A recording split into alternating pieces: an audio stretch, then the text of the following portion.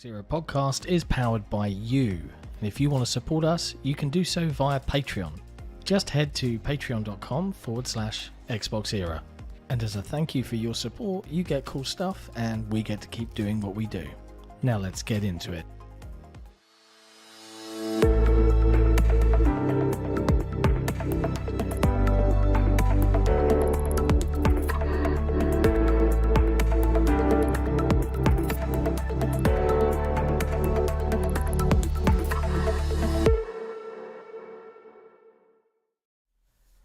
Hello, friends, and welcome to episode 120 of the Xbox Era podcast.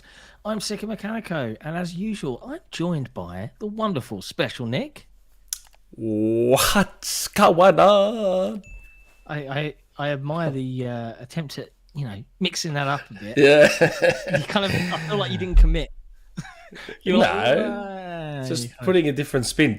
Is my mic sounding okay? Because last week I sounded like I was whispering, and the week before I was blowing speakers out. Yeah. So I blame the producer. Speaking of the producer, Jesse's here. Hi, Jesse. He's waving, but did he appear? Oh, he's got a button. I love him when he's good at what he does, isn't he? It's been a week. Is he though? It has. It has. That's one of the best memes. I know. It's so good. I actually purchased a meme today. I bought my first ever meme. As an NFT? No. A lot of people assumes that's what I was talking about. I was with my kids, and they saw this green hoodie, and it's basically the Homer Simpson melting into the hedge, but it's the colour of the hoodie. So you've just got the hedge outlines in stitches. I was like, I'm buying it. So that's cool. It's a winter hoodie on the go. But I was quite pleased with that. It made me laugh. How you been? Good? Not too bad. I've been good. Playing been very into the footy lately because Collingwood just keeps on winning. They've won 11 in a row. They beat the reigning premier on Friday night. Good old Collingwood's in Japan at the moment, I think, so he wouldn't have been there for it. But Sadistic Magician might have been there. Are they big in Japan? Hey. But yeah, been okay. Good. You've been playing video games at all, or just football? I've been playing the usual games. Nothing new this week, but I did have some experience with Turbo Golf Racing crashing on me. So yeah, I went to keep playing it because it went live on Game Pass. I thought, okay, now I can play against other people and record some footage of the proper game and blah blah blah blah blah to start putting together a review in progress and all that sort of stuff. And the game just kept crashing at the splash screens. And I tried 6 times in a row, so I've had to uninstall it. I'm reinstalling it to hopefully have that work, which means I've just been playing the usual Rocket League and Fortnite. But because we haven't had a movie tangent in a while, I did watch Prey last night, the Predator prequel. Yeah, it's on my list. Man, probably going to see that is such a good movie. Like, I can't believe that didn't get a theatrical release. It's only an hour and a half too. It's good. It's short and sweet. It's a very short, sharp, punchy, straight to the point, no stuffing around. It's just good. Oh man, it's good. Like the poster for any of you now. John hasn't seen it, but for any of you that have seen it, and feel free to say it in the chat. The poster for this movie, where you've got the girl with the bow and arrow, like she's looking around hunting, and the predator standing like right behind her. That poster perfectly encapsulates the movie. It's like they turned the movie into a still image and gave you everything about the movie, the vibe, just everything about the movie in this one still image. It's just, I really want to see it. Oh, it's perfection. It's so good. Like, I almost wanted to say it's better than the original. Almost. But the only thing that stops me saying that is the fact that the original movie is held down by the fact that it has to explain what's going on. This Prey doesn't. Prey has the advantage of coming after like 37 Predator movies where we already know what's going on. So it had that advantage where it could just be super simple, straight to the point. We know where the predator came from. We know all that sort of stuff. We know what it does. It hunts. It likes to hunt, and this. We know all the rules already going into this movie, so it's not burdened by those rules and having to explain them. So that's the only advantage I give the original over it, and the original's an amazing movie, as you all know. The original's awesome, and it's got some great quotable lines in it as well. Dylan. Come on now. Come on. Dylan, son of a bitch. So good. Nah, Prey is amazing. Watch Prey. Cool. It's on the list. I So got good. to see Minions: Rise of Gru. Yeah, I saw that too. It was okay. Eh. It was okay. Yeah, You can tell why the kids love it. yeah. Lots of ridiculous slapstick, but Slapstick, yes. yeah, Where- my kids were amused. Yes, where to me the Despicable Me movies were better. Like, Despicable Me 3 was very good. That was very good. Despicable With Me that, 2 was better than 3. I think. nah, I loved 3 with that 80s kid that never grew up, Yeah, I mean, yeah, played by Trey Parker from Yeah. South Park. yeah. Trey Parker or Matt Stone? Trey Parker. One of those. Not the one with the afro and the glasses, the blonde dude. I don't know what they look Trey like. Parker. I just know them from their work. Yeah. I've been having a bit of a Friends rewatch because it's great background noise whilst I'm playing It video is. games. It's I've the been best playing- background noise. I've been playing more video games this last week than I have in absolutely ages. And it's great. Understandable. Yeah, Understandable. up until very silly o'clock doing things. But yeah. Other than that, I haven't played much new in terms of releases. I can't really think of anything that I've dabbled in. No, I finished Escape Academy. That was it. And I mentioned that last week, so I don't need to wax lyrical about that again. So yeah, I suppose we could dive into the news of the week. Now I'm looking at the list here, but should we save talking about all of the Sony comments on the acquisition for a little bit later on? That'll be later. But there is one super chat before we get into it from Hytham G. Do you think the Zanghili resembles the... hold on. I think that's the alien name. Yeah, Yodcha. YAU2TJA? Yorcha? Along with some degree the xenomorphs, your guys' take on those two aliens. What's the Yorcha? I presume that is the That Is the name it? of the predator canon. species. Is that the name of the predator? race. Yeah. Jeez, I didn't even know that. I think the Zanghili with the mandible thingies, yes, is very similar to the predator. But then there's must have been- aliens with the four mandible thingies in Star Trek and stuff like that. Both before Predator in terms of next. Predator's gen. 1987. Predator is No, 1987. it might have been after them. But either way, there have been. I think Predator set the stage. But yeah, Mandibles is definitely the elite. The Zanghili are definitely riffing. But then the whole of Halo is riffing off of 80s movies. It's majoritively Yes. based on aliens. You know, you've got Sarge, who's based on Capone.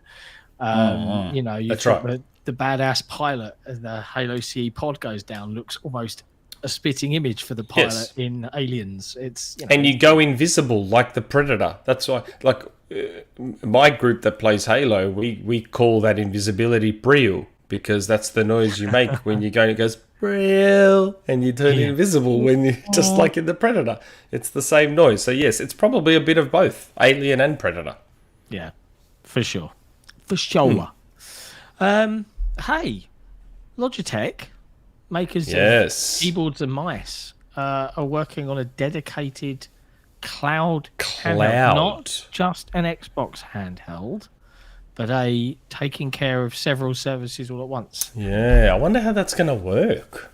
Well, I presume. And what OS it runs. That's the question. I mean, Android probably because it's cheap and it's free. Because if you only need to run everything in a browser like GeForce Now and XCloud, then you just download an app or theoretically whatever. Should make it very cheap because it probably won't have full-on internals. So they can probably put some of that budget into the screen, hopefully. You'd hope so. Good Wi-Fi chip. It has to have a good Wi-Fi chip. Like, if there's anything that it needs to have, like, the best of inside, it has to be the Wi-Fi chip. Yeah. Yeah, that could be an interesting little device if the price is right. I'm all fine for cloud gaming as an additive, but I've got a Kishi, I've got a phone, it fits. But I'm mostly, the one handheld that could, would be an insta buy would be if they somehow shrunk a Series S down and stuck it into a. Obviously. No. I mean, that would be an instant buy. That would be a yeah. If they could shrink a Series S down, then yes, that would be incredible. But only if. Totally wearing my review crew Xbox Zero Yes. t-shirt right now. Loving it. Loving the green. Very on brand. I have Iron Man Nice. Nice. on purpose. There's a reason for me wearing Iron Man. Oh, interesting. I wonder if we'll find out about that later on. Probably will. The other cool piece of news, though, speaking of cloud gaming and all of that stuff, is Microsoft finally lifted the lid via an insider program on their family plans. Yes. Now, this seems too good to be true. I don't know if you read the details on this, but the nutshell... Some. It's going live in Colombia and Ireland. But what's crazy is if you do the math, it's like $5 a piece for 5 people, $25 a month. Like, that's a steal. That's daylight robbery. That's... And it's ultimate. It's not just regular. It's full ultimate for everyone. For most, for most people, I worked it out. I converted it to Australian dollars, and it worked out to be like $35 Australian, which I think is $3 more than the setup I have now. But the setup I have now only covers 4 people, not 5. So I guess that's the trade-off. Because so my son's console is set up as mine, and my daughter's console is set up as my brother's, and my brother and I both have Game Pass Ultimate, $16 a month each. That's $32 a month for 4 people to have Ultimate. Yeah. Where this would be $35 for 5. So, yeah. Do you think it's a case... changes. Well, the main difference is it gives everyone cloud. Because when you're doing it this way now, you don't get cloud. Oh, yeah, that's true. That you're sharing to. But this gets cloud for all 5 people. Do you think this is Microsoft looking at the numbers, looking at the data behind the scenes and going, people sure are doing that whole account sharing home Xbox thing a fair bit. Let's just give them an avenue to do that legitimately. And give us more money. Because, yes, at the moment, I have my son's console as my home Xbox, right? But yeah, I mean, I would naturally get this and go halves with my younger brother in a different household, for example. If we could all be invited into that same, because I know that they don't unlike Netflix, who insist that you have to live with the person, or Spotify, you have to live with the person that your family sharing with. This is kind of like, as long as they're in the same country, no worries. And I'm like, okay, good, because families grow up a little bit and they kind of don't always be in the same house. It's unlikely that you would have a household with 4 or 5 people in it that all require a Game Pass connection. Most of them would be younger. So yeah, I'm liking this move from Microsoft and looking forward to seeing it grow. It's good. Yeah, it's definitely a good step forward. I'm quite pleased, and that wasn't the only thing that Microsoft kind of lifted the lid on. They and I think this was a little bit of a sneaky exclusive spotted by you, Jesse, right? Microsoft posted an unlisted June GDK development kit update video, and in it they revealed that the Series S is gaining hundreds more megabytes of available memory for games. Should help. Yeah. I mean, it's great to see, because I already love the Series S, and it just means a little bit more performance. And I'm sure that's in part due to some developer feedback as well, going, we're kind of memory constrained by this thing. It'll help the Series S hold back the generation less than it is already. As it sells like hotcakes. But yeah, it does a few other things. Like there's an API that helps devs manage storage, how the game is storing or something like that. It's because apparently control DLC from within a game instead of having to go back out to the UI. That's very more cool. Easily. So like. Yes. But yeah, there's all sorts of other stuff. DLC age restrictions on DLC. The Xbox Manager remote control view has HDR support. That I don't know. No idea. I mean, I don't know If what that if means. you're remoting in to your, so first, obviously this is for developers. So if they're remoting in, they can work in HDR because obviously they're programming games in HDR and stuff like that. But right, okay. when you're using it's this version that and it's also for people when they're using their smartphone or their PC app to access their Series X or S, they will get HDR through that as well because a lot of smartphones are HDR capable now. So you'll get that benefit. You'll get the right colors. Yeah. Very cool. I like it. Interesting. I like all these wonderful things happening in life. Good. Yeah, Microsoft not resting on their laurels. And I don't know about you, but it just feels like there's been a very quiet period the last sort of 4 or 5 weeks, right? It's been 3 other episodes were basically like, there's nothing happening. Let's all just jump online and chat. And it's summer. People are outside enjoying the sunny weather. I certainly am. I'm not. No, not for you. It's cold as down here. Summer for everyone else, more or less. But yeah, so the only other interesting news is kind of we got a little bit of Modern Warfare 2 rumor news, right? And this is coming via Mr. Tom Henderson. If memory serves, I think so. Feel free to correct me if I'm wrong. I'm sure I saw him. I think he kind of said, "Hey, I've heard this. I'm checking," and he thinks it's a thing. But the Modern Warfare 2 campaign might be an early access on PlayStation. That would be interesting. Is this like a last clawing at the golden goose before it goes away? I just find that odd. So there's clearly something in if that's the case, there's clearly something intentional there because Sony hasn't bothered marketing COD this year. They haven't bothered being associated with COD this year, yet they're still happy to scum those benefits, if that makes sense. So, early access campaign, I'm sure maps coming earlier, modes coming earlier. They're probably still doing all that stuff, but then they don't want the actual front-facing marketing. Yeah, and it's seemingly. I imagine it's placing them in a bit of a tricky position, right? Because your hardcore gamer knows what's going on in the background, what's coming, right? But your average consumer will be like, "Cool, the new COD, it plays best on PlayStation." But if they constantly say like the best place to play COD, and then in a year's time it's like, like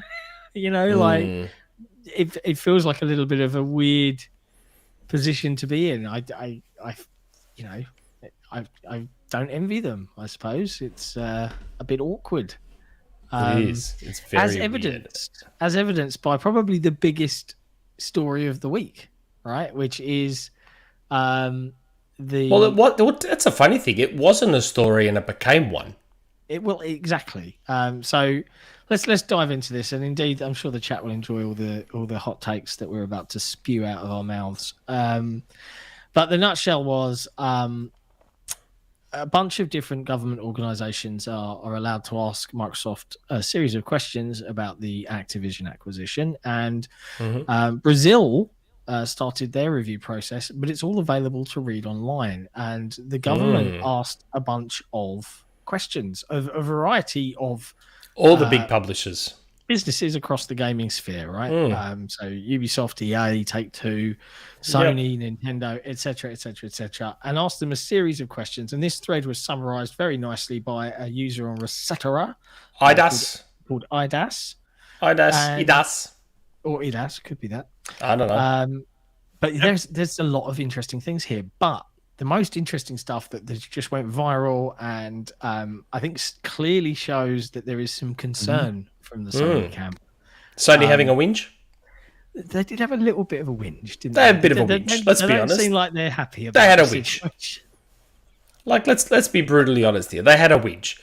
And they revealed, and it's just funny, I will say up front, what this shows above all else is that these companies, as I've said before, these companies will say what they need to say when they need to say it. Yeah. That's the one rule above all. And I've said that to everyone 100 million times. Like Jim Ryan saying, Old games. Who would play Cares these? about those things. Now we've got the PlayStation Classics as part of PlayStation Plus. Crossplay. Why won't you think of the children? We're not going to do crossplay. That's dangerous for the kids. Now there's crossplay. Like, Nintendo was like, no, the NX isn't a hybrid console. Don't be silly. Then the Switch came along. They're just going to say what they need to say. So don't be such a fool when Sony says things like, Game Pass? That thing's dumb. That's not sustainable. Can't have Game Pass. We'll go bankrupt if we did Game Pass. Now they're like, in this little document, they're like, man, I don't know how we're ever going to match Game Pass. How are we going to match Game Pass? Game Pass is a behemoth. I don't understand. Like, I don't get it, right? Before this came out, I thought, isn't PlayStation Plus the biggest subscription? Once they merged it and created the new PlayStation Plus, doesn't that instantly have more subscribers than Game Pass? How does Game Pass have 60 to 70% of the market? Well, The maths doesn't add up to me there. that's an interesting thing. Maybe they're being very honest with their figures and not counting people that are just on the lowest tier because it's not really why they're there. Oh, yeah, that's a good point. And then maybe that's just them being tricky with the... I think the 60 to 70% was the Brazilian market. Oh, well, no. Oh, was it? 60-70% of the Brazilian market, which is even greater in Brazil, where Game Pass represents approximately 70 to 80% of the PC subscription services market. Well, there you go. I love some of these quotes, and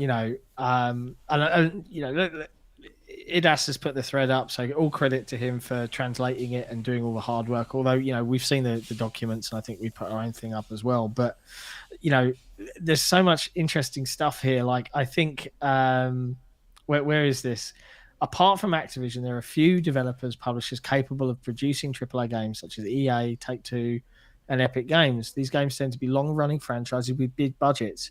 Despite all of that, Sony believes that none of those developers, the developers of GTA or FIFA or Fortnite, none of them could stand to create a franchise to rival Reggie Activision's Face. Call of Duty.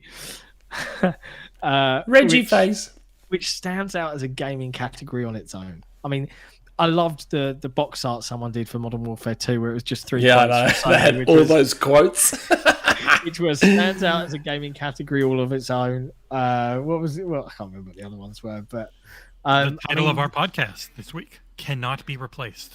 Cannot be replaced. It's bonkers.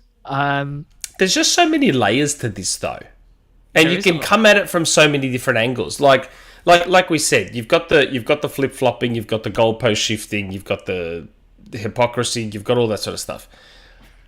But then there's other questions you have to ask. So, we had the interview with Brad Smith, where apparently Microsoft made it clear. I don't believe they made it clear, but apparently Microsoft made it clear that COD's going to remain multi-platform.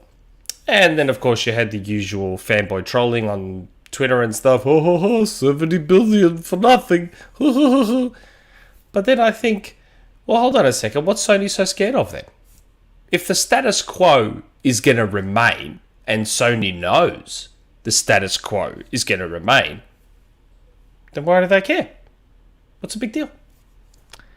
Well, Still multiplat. is it that? Oh man, Is I it am though? looking- Is I'm it going to looking- remain multiplat? Is it though? There's a real, like, I'm looking forward to that point. Like when we had the Bethesda acquisition closed, and suddenly boom, the Game Pass dump of like all the Bethesda stuff, and then they did the round table. Now, I don't think they're going to do a round. I don't picture them willingly going on like With a Bobby? YouTube stream with With Bobby? the PR guru, Bobby Bobby. Kotick. Come on the couch. I wonder if they're going to be or do something similar where they'll they'll lay it out, and we'll get that, okay, when it comes to exclusives, and then they'll just answer the question, because there is definitely two trains of thoughts. Call of Duty is different because it stands up there in terms of revenue and scope and scale with Minecraft, which is a game that they kept multi-platform. The only difference is Minecraft is a platform in and of itself. Call of Duty is There's a no game that kept- sequels. There's gets no updated anything. constantly. That's You right. know, Call of Duty gets sequels every year or every other year, etc., etc. But you know what Call of Duty has? It has Warzone. its own platform. It does. That'll remain multi-plat. And they might make another platform, like a zombie one. Yeah, That'll be multi-plat. but the campaigns. And the multiplayers attached to those campaigns. But then is that, think it through though, is that just confusing the consumer? You can play this bit of Call of Duty, but not this bit. You can play that part, but no, this is for us. Nah. I think just shrugging and going nah is perhaps a bit wrong. No. I think you know what this. It's funny. I was reading Sony's comments, and all I could think of is that the only image that kept appearing in my head was the schoolyard bully who's been picking on this kid for 10 years, right? He's been picking on him and picking on him and picking on him. And this kid just never said anything, right? Just never fought back, never just took it. And then one day this kid that's been bullied for 10 years had enough and called his trillionaire parents. Said, hey, this dude at school's been bullying me. And then the trillionaire parents roll up to the school to do something about it after 10 years. And now that bully's like, oh, well, that's not fair. Don't sue me now. Come on, that's not fair. There was a clip. There was a viral clip of a bully getting his comeuppance. It was like one of those kind of horrible from Australia. I thought it was Australian. It was this from lanky Australia. kid picking on this kind of heavy set massive dude. Kid. Yes, right. And then heavy set dude was, and then the heavy set dude just lost it, and he just like picked had him up enough. and just threw him. Body slammed him. Yeah, I feel like that needs to be updated. That's with it. some names. That's what's happening. Yes, that is pretty much the personification of this situation. Sony's just been needling away, and just reading all the arguments and reading some of the hilarious forum posts. This whole situation to me boils down to Sony and their hardcore fans are worried that they may, and I want to emphasize the word may not be the dominant market leader anymore. That's it. That's what this all boils down to. So they became so accustomed to that market dominance for such a long time. And as we all know, it's human nature to fear change. I don't know what Jesse's doing on the stream because I'm not watching the stream. I'm sure he's doing something. But as we all know,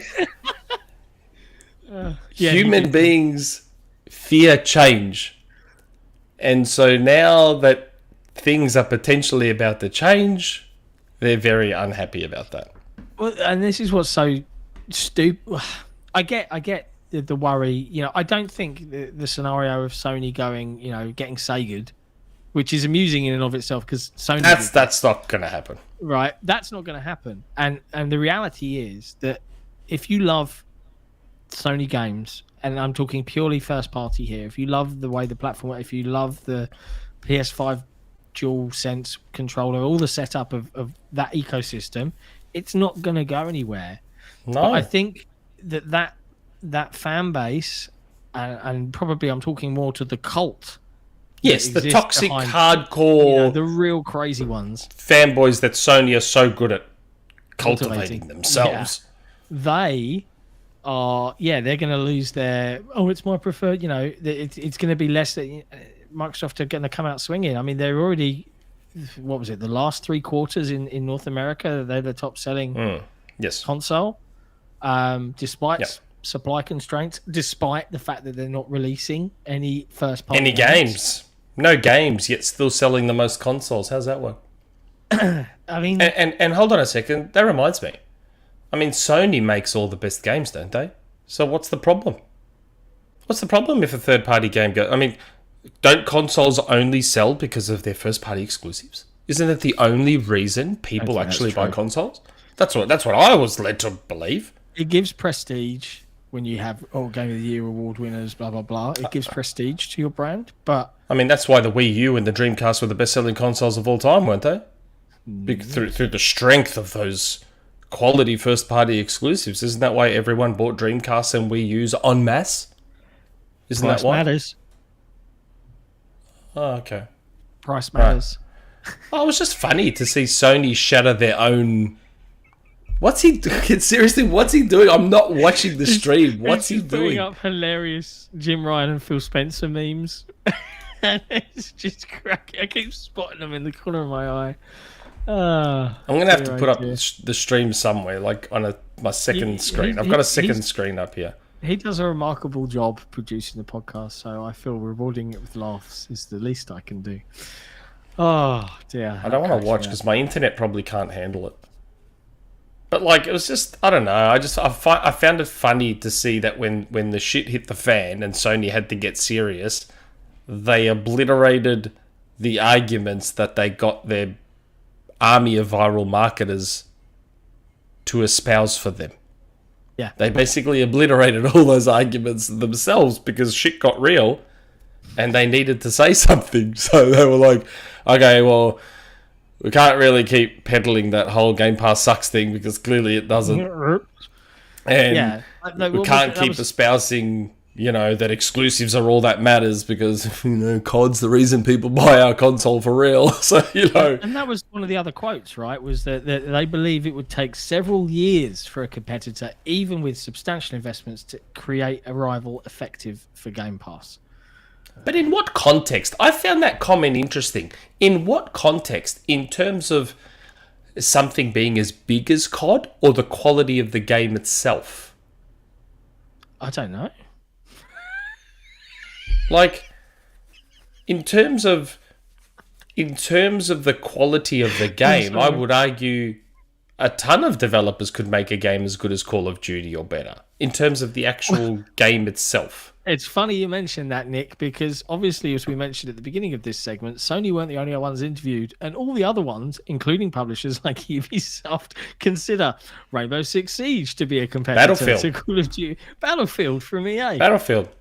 Yep. No one, apart from Sony, had a whinge, basically. That's right. The rest were all like, okay, cool. Yeah. Like, fine. It's very sad. And to be honest, the reality is that this isn't so much about creating a rival. It is about creating a game that sells as much because Sony are making a lot of money off of the Call of Duty software sales via Call of Duty. And that's a big revenue dent because if suddenly your average consumer goes, I can buy this $500 behemoth console and this big ugly thing that I don't want to show the public, and then pay $70 a game for my Call of Duties or $80 because that's what Activision plus the subscription, plus the subscription to play it online, or I can get a Series S for $250. And Game Pass Ultimate. Game Pass and not have to pay.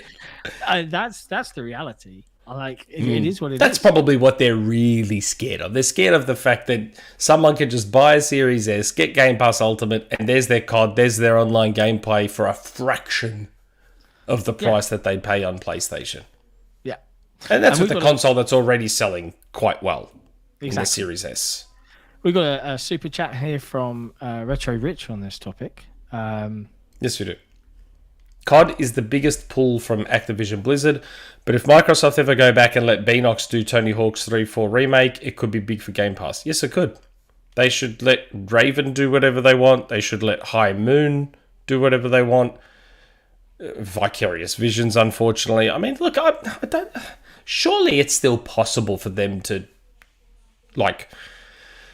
turn around and go, you know what, Vicarious Visions team, come back. Let's make Vicarious Visions again. And High Moon, Microsoft surely must have some control over that. I think you'll see it run in a very similar way to Bethesda. And we spoke a little about this last week, right? There's too much talent there. They are very hands off with a lot of these acquisitions. Too much hands off, even when it comes to a marketing point of view, because they're not championing their own team's products and games when they're releasing,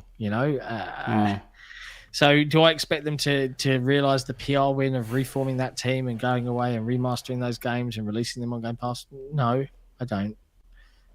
Didn't we read the other week that it was in development but was cancelled? Did I not read that? What? Tony Hawk's 3 and 4 remake or something? I don't know, were they? I think so. I swear Tony Hawk himself said, Did he? But it was cancelled because of whatever reason. So I I hope a lot of that changes once the acquisition goes through. Once it does, because it will. Are we still holding true? You and I both thought it was September, October. October. I feel Stick like it to it's my guns. bubbling up to that, right? Because a lot of these places are like, yeah, no worries, it can go through, and we're seeing a lot more documentation, a lot more movement. We've even heard from New Zealand. Did you like Microsoft's clapback in New Zealand? I love that. Was cracking. That was an absolute ripper. Have you ripper. got the quote hand? Let's read it, shall we? Yeah. So, paragraph 285 of this document. Sony and Nintendo have strong and differentiated offerings, including their own exclusive titles. For example, IDC has identified that key Sony exclusive titles in 2018 include God of War and Marvel's Spider-Man, in addition to other prominent titles such as Last of Us and Uncharted. These titles partly reflect Sony's vertical integration. For example, Sony's film studio owns the rights to Spider-Man, but also its broader strategy of obtaining rights that make third-party games exclusive to its console. In fact, in paragraph 205, they mention Final Fantasy VII as an exclusive from Sony. And shocked. Surprisingly, it includes a redacted note from Microsoft. I'd love to read the redacted note. See what I mean? I like that. I liked hearing that because, like I said, this was all just Sony calling the Wambulance because, you know, they were worried about their dominance being taken away. Not even market leadership. Like, this acquisition doesn't guarantee anything. Let's be real. It doesn't actually guarantee a thing. Like, I've seen an analyst say that they'll think they'll get to 100 million subs and blah, blah, blah, blah, blah. That's not guaranteed. That's just speculation. Like, I wouldn't be the only person in the world that couldn't give a rat's about this acquisition. Yeah, there's very little games-wise that I particularly care about. Yeah, great. Like, I'll get to try out COD each year. Yeah, it's great for the platform I choose to play on because I know that there'll be more people playing games on the platform I choose to play on. That's fine. That's a net benefit, but I don't give two hoots about personally. The games. The potential for other studios to come in and pick up old IP and start doing new and different things is greatly increased because Activision became this constant, wheelhouse of Call of Duty, and that was because that was its moneymaker. Well, now you're all of a sudden, company. If Rare doesn't want to do Banjo, you suddenly have this studio that makes another mascot platformer called Crash. Maybe give them Banjo.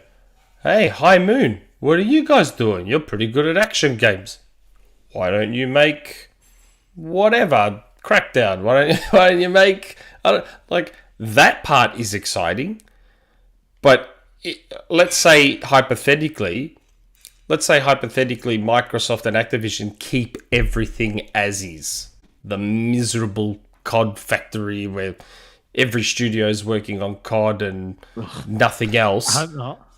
That does not interest me in the least. I could not care less about that. Yeah, I mean, I re-downloaded COD World War II because I was and this was before something dropped and I got an email and I went and played some other things. But yeah, I was like, maybe I'll just play through a good old campaign. I never played it through. I've heard it, yes, it's World War II. It's okay. It's a bit older, but World War II's okay. And I need to find the disc for the space one with Kit Harington because I've heard that from a sci-fi perspective, that's actually quite good fun. But I never even booted it up. I downloaded all 100 odd gig of it, and then I just was like, I ended up getting distracted by shinier things. But yeah, that's good. That's about my interest of COD. Like, I'm not gonna be excited for Warzone 2 unless like all of my mates are like, hey, yeah, we're gonna just play it for a couple of nights. Yeah, I'll jump on. But otherwise, meh. I'll tell you what I am excited about. Double Team is finally coming to Halo, which is like my favourite mode. Well, we're moving on already. No, I was just saying. I'm just excited for it. We can talk about that separately. Yeah, we can. I suppose we can talk about that separately. But yeah, like... We haven't been going for long. I know. It feels like we're hammering through the news here. Maybe this will be the shortest episode. We didn't jinx it by saying, short episode. I think it's because we don't like. I know we say we talk a lot of crap, but I don't know, man. Like compared to some other shows, I don't think we waffle on a lot at all. To be honest, I think we're pretty succinct in our opinions. There's a lovely 157 folks watching us right now. Only 46 likes, which is just it's not even a third. It's not a great ratio. It's not a great ratio. I'm disappointed and saddened. And did you know, like when I last checked, we were only 7 subscribers away from 14,000 on the Xbox I'll have to make YouTube channel. 7 fake YouTube accounts. Get them all to sub. Along with the other 13,000 we all made over the last 2 years. Yeah. To go along with all my fake sources. Yeah. I saw you've been photoshopping some stuff as well, by the way. Yeah. I photoshopped some Spider-Man PC settings. I just made those. So what I did was I took screenshots on PS5. And then I took screenshots on PS5 and then I photoshopped PC setting overlays. Because I know everything about PC settings and PC gaming. As you all know, as everyone that's been watching this show long enough knows, I'm all about the PC gaming on my Mac right now. So I'm all about PC gaming. All about it. All about it.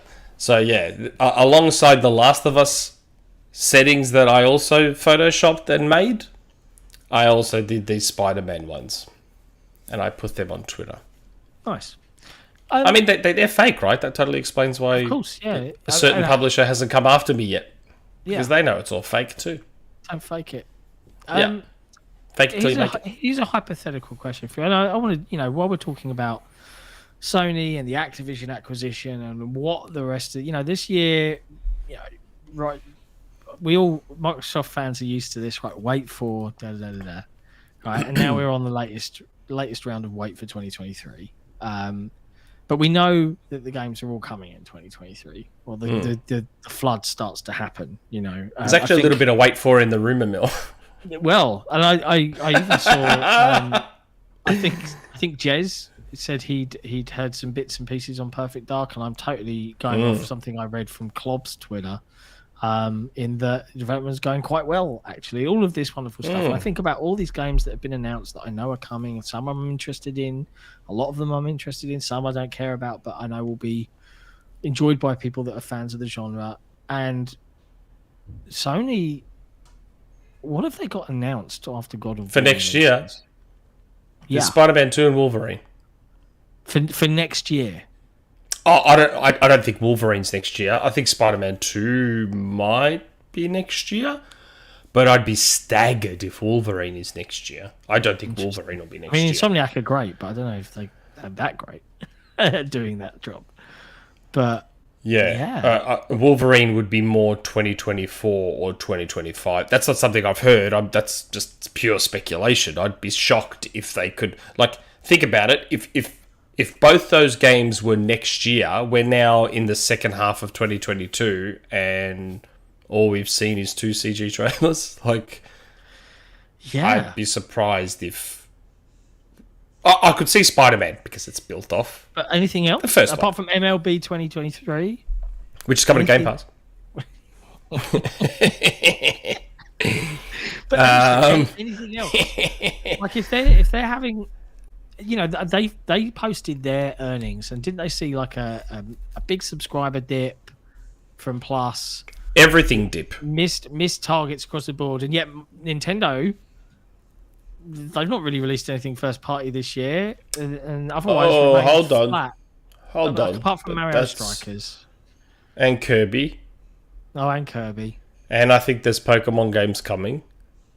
Wow, but yeah, they've kept up. And I think. Wasn't Mario Golf this year? Or was Mario Golf last year? Last year. I can't remember. Hey, I'm finally back. Hello. What I was going to say now. Oh, next year is Forspoken and Final Fantasy 16. Those are the guaranteed, supposedly. But they're not first party. They are treated like first party by fans. Doesn't matter. We're not doing that goalpost shifting where all of a sudden exclusives that aren't first party count, but then other times it's all about first party and blah blah blah blah blah. First party is basically maybe just Spider-Man next year. Maybe. That we know of. Be an interesting That's year not next year. much. No.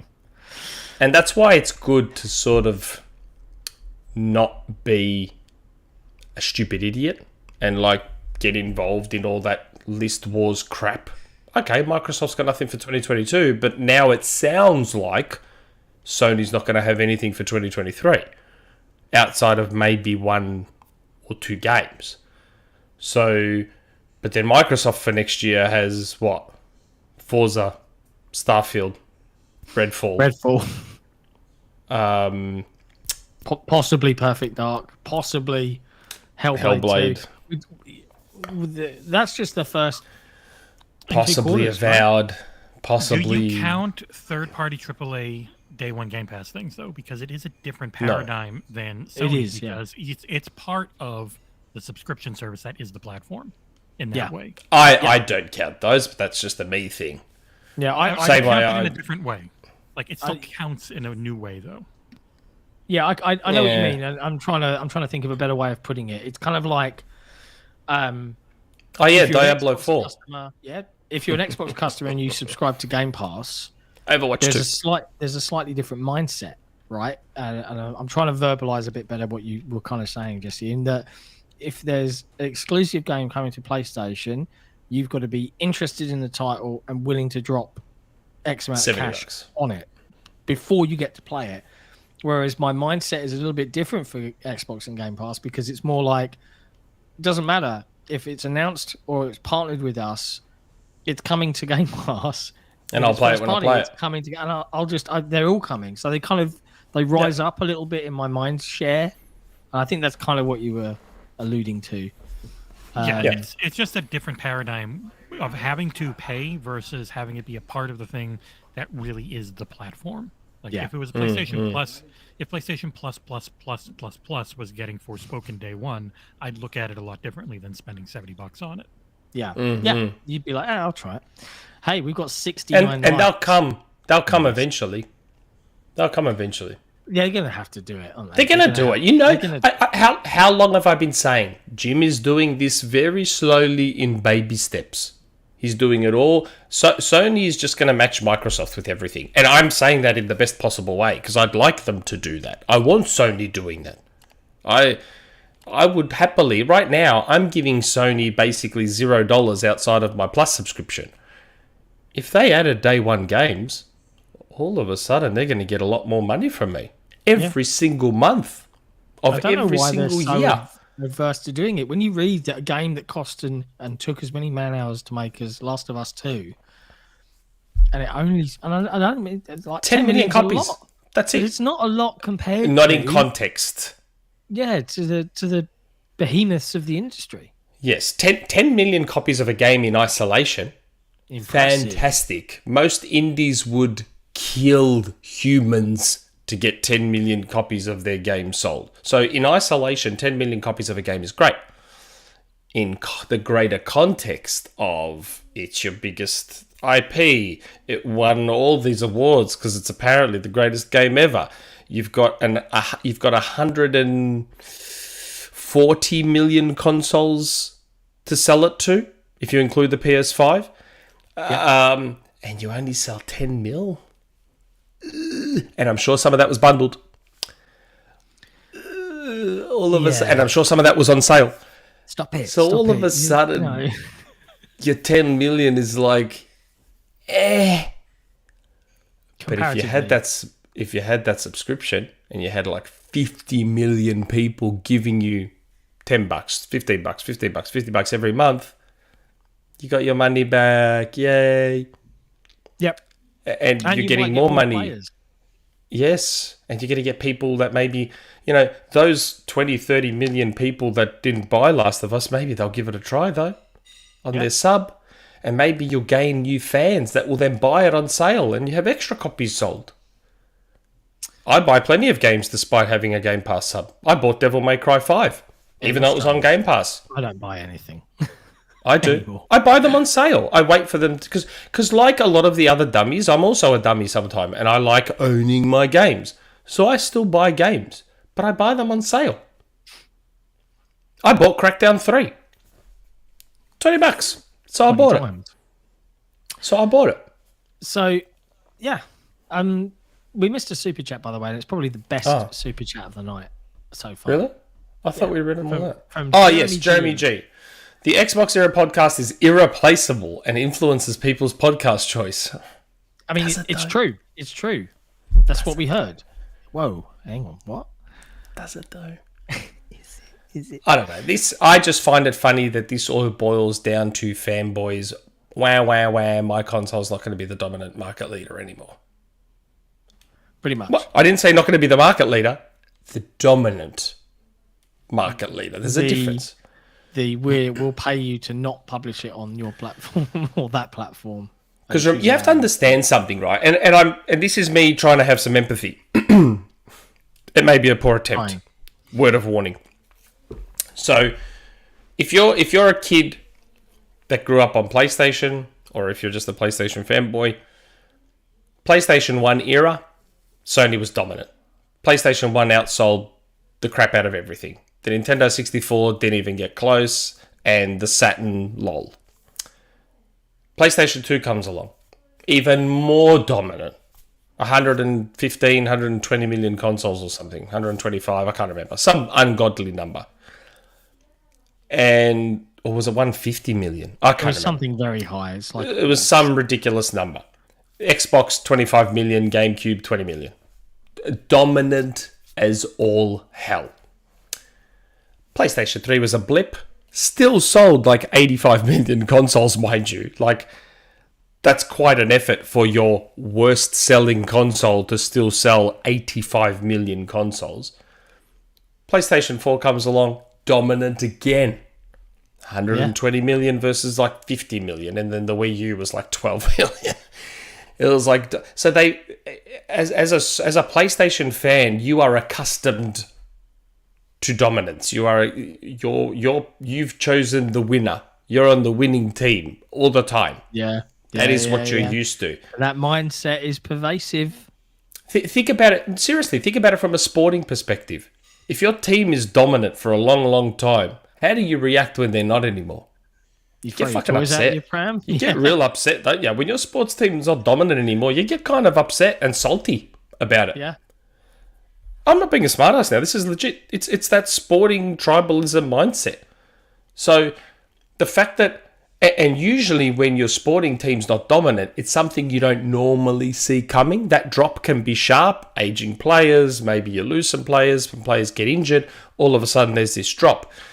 They see it coming. They can see it coming in the distance because Microsoft's going to buy ABK. They're probably going to buy more stuff. They're going to put everything on Game Pass. They're already selling quite well and they're basically neck and neck with Sony. So they're seeing that dominance being taken away in advance. It's not something that's coming overnight. They see it coming. So the salt is there in advance. And they're getting upset because they can see it. So I understand. I understand their reaction. It's funny. Don't get me wrong. But I understand the reaction. And I find it particularly humorous, mostly because of how much I don't care about this acquisition. Yeah. That's what makes it even funnier to me. As someone that could, I would rather Microsoft kept that 70 billion and used 10% of that to buy Sega and Capcom. Yeah, you'd get more games. 10%'s probably a bit low. 10%'s probably a bit low. Transaction. They'd probably need somewhere in the vicinity of 15 to 20 for Sega and Capcom. But for 20, they get Sega and Capcom and all that IP and all that back catalog and that engine and those engines and the PC studios, and they get so so much more. When you're right, with you're right. Sega and Capcom, and they get a Japanese presence, which they've been craving for how long? And I just think that for a fraction of the money of ABK, they'd get so much more with other publishers. So I personally, and this is a singular personal perspective, I think this acquisition for me is dumb. I don't like it.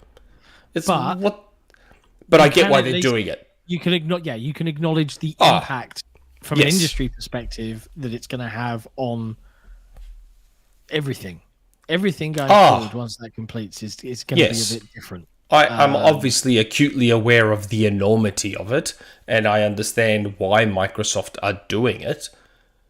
I'm just purely speaking from my own gamer perspective of the games I play and the games I care about and what matters to me at a personal level. Nothing about this ABK acquisition matters to me at all. Like even Bethesda didn't. And I said that at the time. Similar. Two huge acquisitions, and I care about neither of them. Same way, even if they had bought Bungie. Like Bungie, okay, I don't play Destiny. Yeah. I don't care about Destiny. I'm very curious to see what Matter will be. And, you know, that'll get its reveal on a Sony show, and they'll hope that people take to Matter. I mean, Bungie are great at marketing and telling a story and getting their game noticed, and they have a legion of loyal fans. So that's a game that should do very well. But I also know that if it is something I'm interested in, at least according to Bungie's requirements for their acquisition, it's coming to PC or Xbox anyway. So it's a live service game, and Sony is definitely looking to build lots of those out. I wonder if all of a sudden people will care. I wonder if there's a certain forum that will suddenly appreciate the quality that can come from a games as a service game.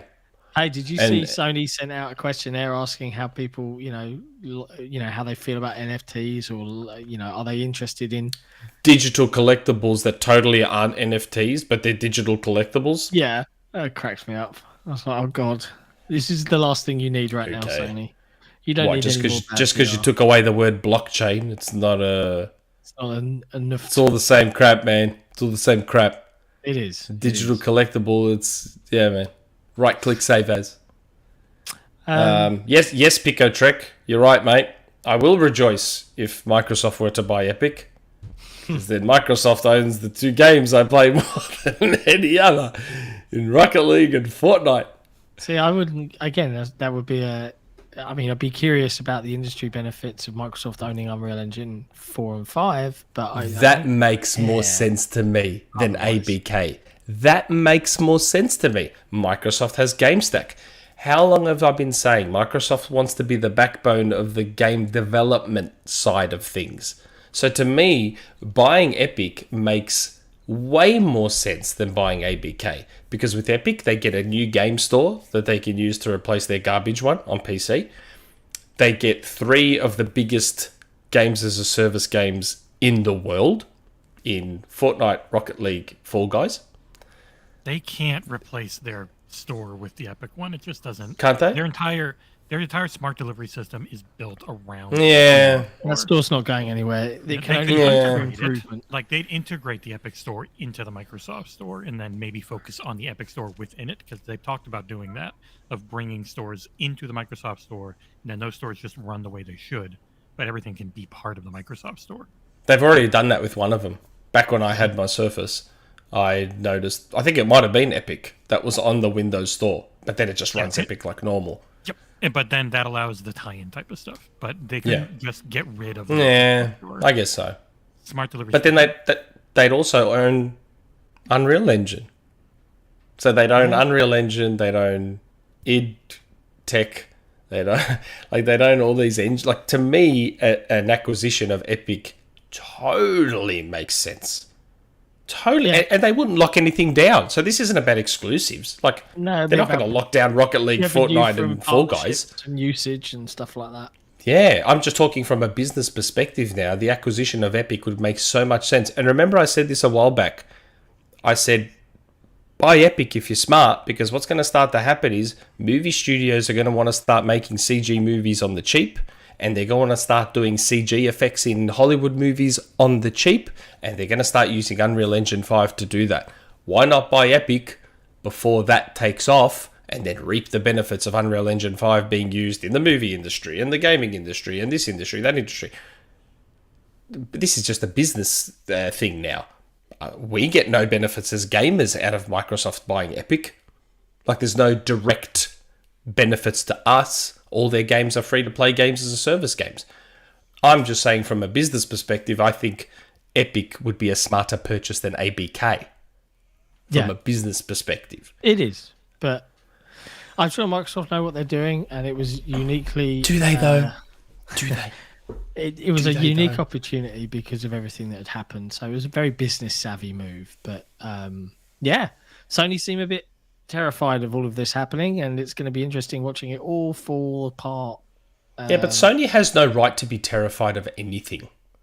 You can't. No company has a right. We're personifying giant brands. I know. I'm just saying, like, you can't, like, yeah, I'm seeing people on Twitter and all this going back to Tomb Raider's timed exclusivity and Microsoft. Don't start going back in time, because that's a battle you're always going to lose. You can't go back in time and say, Microsoft did this first. No. Sony's been in the gaming industry much longer, or not much longer, but longer than Microsoft. People forget Sony entered the gaming industry buying one of the biggest publishers in Europe, which was Psygnosis. They were one of, if not the biggest publisher in Europe at the time. And they bought Psygnosis, guess what? To have a bunch of games for the PlayStation they were about to launch. They bought studios.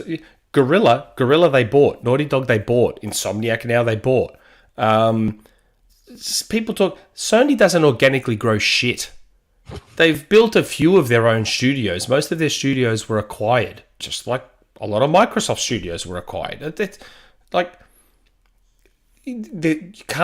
Don't try the time travel argument. It doesn't work. You're going to lose every time, because Sony's been doing the money heading thing longer than Microsoft. Sony's been doing the buying publisher thing longer than Microsoft. So you're going to lose that argument every time. So stop doing it. Yeah. What this boils down to is Sony and their fans now realize that Microsoft Xbox now has the backing of Microsoft. Yeah. That's what this is. I know everyone likes to dunk on Zuge for his tweet where he's like, Microsoft's got... People should probably stop doing that, because Zuge was technically right. Daniel was technically right in that tweet. It was just timed, unfortunately, for him. That's all. Yeah. Kind of like when you said no one would buy Activision. No one's going to buy... They're not going to buy Activision. Yeah, to give Zuge, like, you know, he said that, and at the time, and Phil's been quite open He was about right. It. They were public about it. But then they had the conversation, and Satya went, "Okay, let's actually go for it." And now this is what they're doing. They openly said publicly. They openly said publicly that they were having a frank conversation about the future of Xbox and whether they'd continue to bother with it. So Daniel's information, which he probably heard it before he put out that tweet, but Daniel's information at the time he got it was probably right. Microsoft were probably ready to just about pull the plug on Xbox. And obviously Phil convinced them, no, don't pull the plug. If anything, double down. If anything, dig your heels in and double down. And Sony as a company realized, so if Daniel knew that Microsoft was ready to pull the plug on Xbox, then what do you think Sony knew? And why do you think Sony tried to lean? So I'm not a massive poker player, but in poker, if you've got a big stack, what do you usually do? You use that stack and you lean. And you lean and you lean until they fold. That's what Sony was doing. Sony was like, yep, okay, Microsoft's screwed up with Xbox One. We're kicking their ass. All right, Money Hat Street Fighter. Money Hat Final Fantasy. Lock away this, lock away that. COD deal. Bull, and let's just muscle them out. And let's just get rid of them.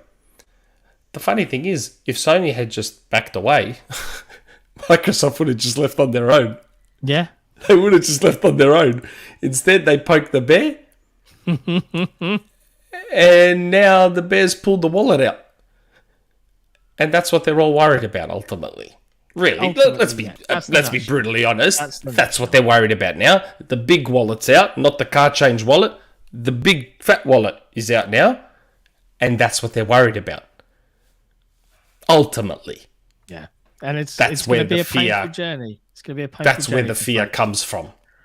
And the funny thing is, don't get me wrong, Microsoft's coming from way behind. So for the fanboys that are so worried, it's okay. Sony will still probably be the market leader by the only metric you guys care about. Console sales. Yeah. Sony's probably gonna remain the market leader for the foreseeable future by that metric. So sleep well, because your number that you care about so much will remain the number one number because you choose to conveniently ignore the Switch. So that's fine. The Switch, which is probably going to end up outselling every console in history, including the PlayStation 2. Until the Series SP. Because if Nintendo keeps milking the existing, so we've got the Switch Lite, the Switch OLED. If Nintendo keeps which reminds me, I'm going to buy that I think I'm going to buy that Splatoon 3 OLED Switch. No, you've got a problem. You know how nice that? Did you see how nice that Switch is? It's so nice. Not pre-ordered nice my Minecraft amiibo. So I'm sure they will be the last two amiibos I buy. I can't foresee. Yeah, sure. Right. I can't foresee. I'm running out of room on those shelves. I can't foresee any other amiibo Nintendo could announce that I would want to buy. I've got Banjo-Kazooie. I've got Sonic, Ken, Ryu. I've got what's his name? How got Terry Bogard, Bayonetta, Pac-Man. Surely there's nothing left outside of Minecraft, Alex and Steve, is there? You have a surely not. I hope so.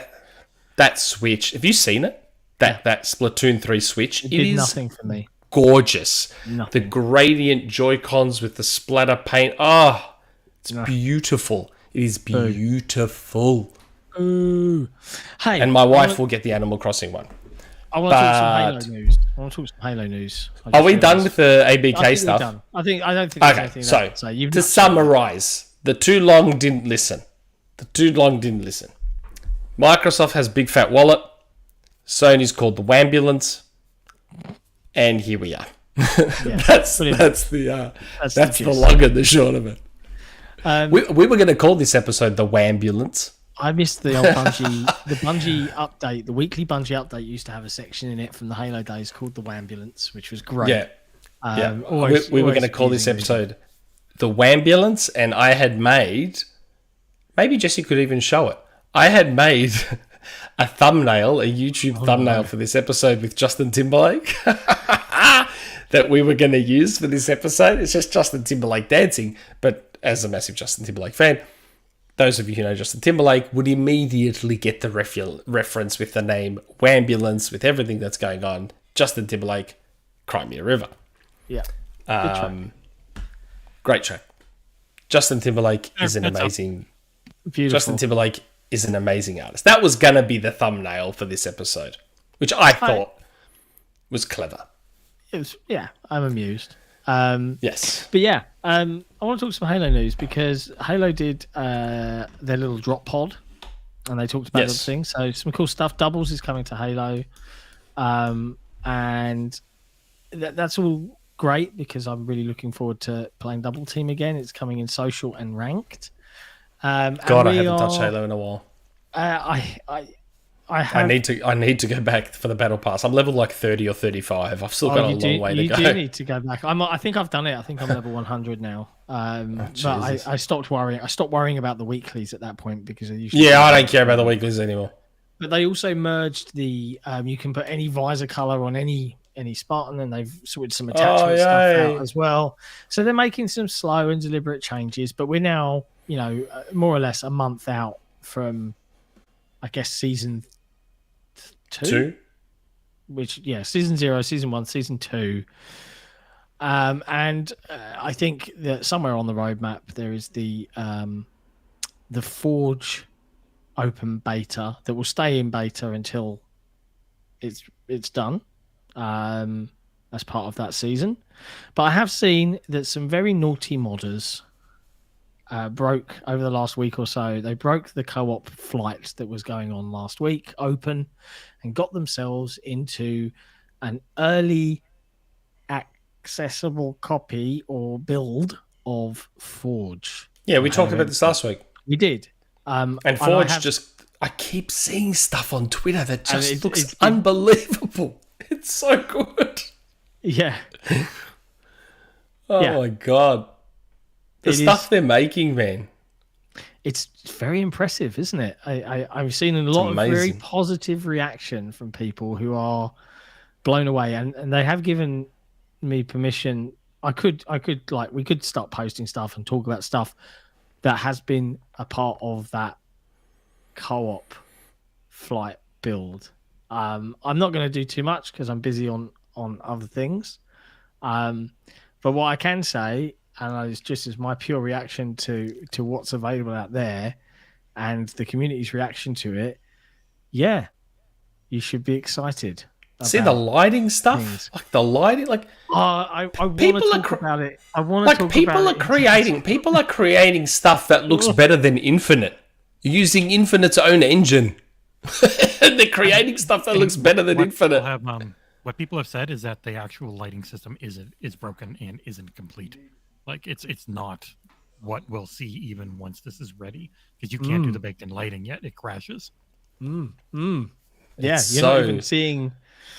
You're not even I seeing. just saw this thing about a guy who walked out. I saw it. I saw the footage. He was inside, and then he walked out into this city, and he was in this alleyway. And it looked so. I'm like, can we get campaign levels like this, please? Like, just let people make campaign levels. I'll give money for them. I'll give money to have these campaign levels to play through. Just you've got the setup. The ring has broken up bits, so just say, hey, this piece of broken ring had some people jumped on it and made a city on it, and here you play through this city. I don't care about the lore. I care about playing a fun game. I don't care about stupid lore.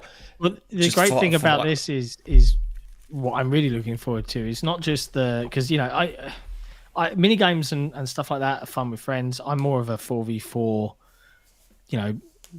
BR ranked competitive Halo player. That's my jam. It's not even that I'm particularly good at it, but this is what I enjoy. But the mini games and things that I expect the community to come up with via some of the unreal. stuff that has been somewhat spoken about, but I don't think is fully understood yet, is I'm tremendously excited, and I am really looking forward to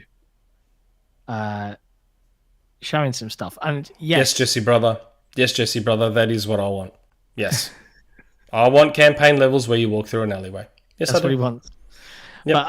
But so I saw someone on the I do. Xbox Era forums asked if there would be a Forge OT because of all the stuff that's leaking. And what I will say is yes, when the official announce and reveal and all of the fun stuff starts, I will create a Forge OT Yes, Brit.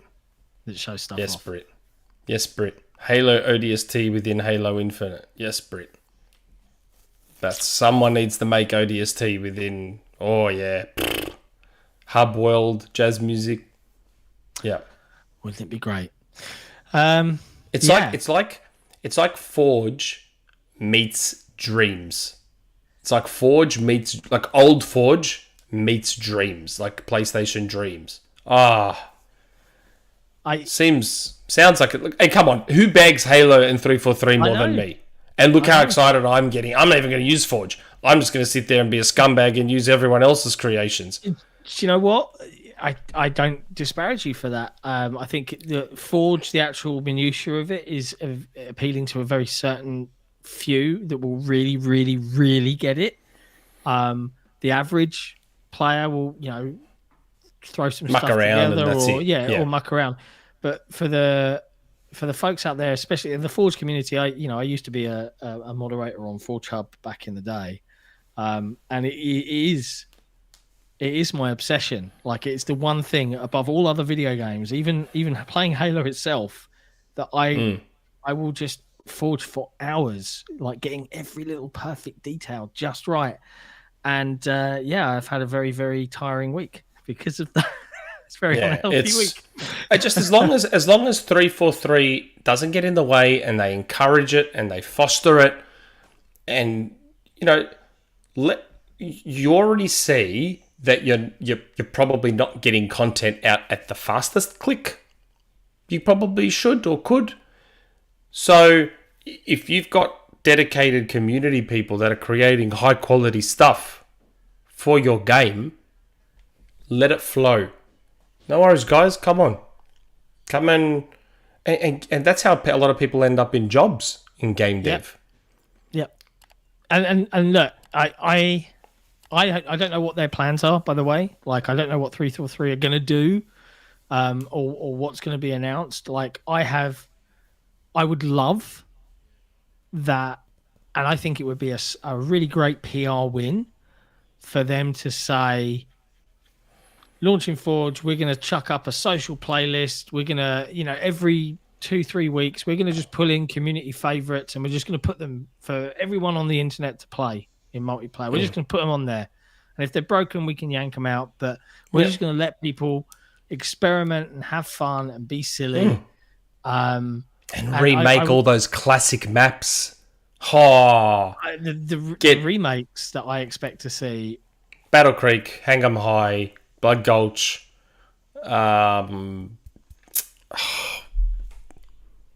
What's that one from Halo 3 or Halo 2? The tower one. Ivory Tower? Ivory Tower? Yeah, with the waterfall? With the waterfalls? Ivory Tower? Yeah, it was Ivory Tower. It was also in Reach as Remembrance or something like that. Yeah, they renamed maps. I want Adrift from Halo 4 being redone. I hated that map. Oh, be quiet. That was the best design. SWAT map. That was the best SWAT map. It was amazing.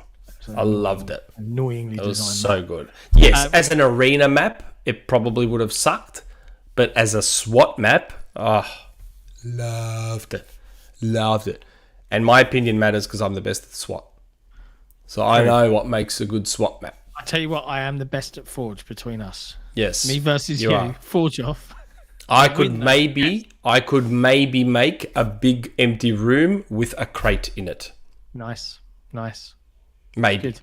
I did put a poll up on my Twitter, and I put a poll up, and all it said was ruins, overgrown ruins, or gritty city streets. And did you see how good that looked? Didn't they take the market map and just add overgrown vines stuff? And it looked so good. It looked so good. Oh, he's put a poll up. So good. Overgrown ruins already won on Twitter, so I'd be very curious to see. So I've technically already started with one of those choices. Super chat by Patrick. I agree, Nick.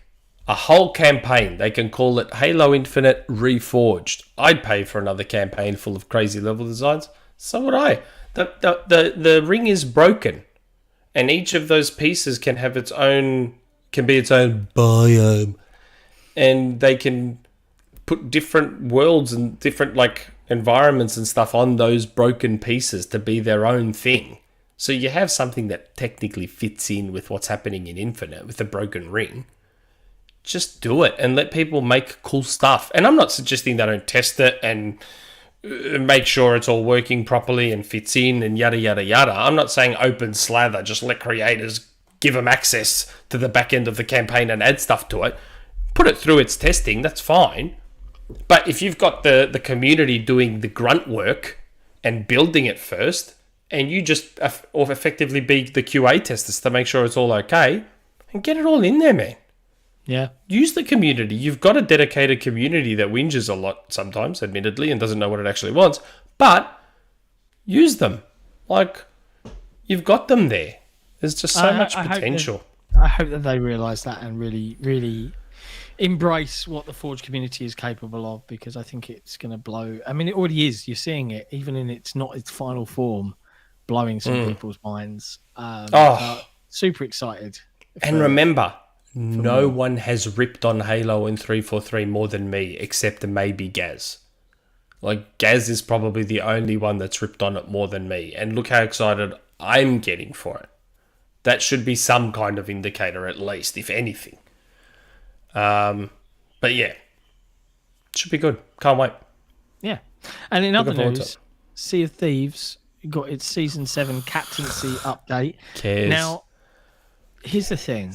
I have a similar viewpoint. It's not that nobody cares. It's a very popular game with a certain group of people. Is it though? Yes, it's clear by the amount invested in it that it's a super popular game.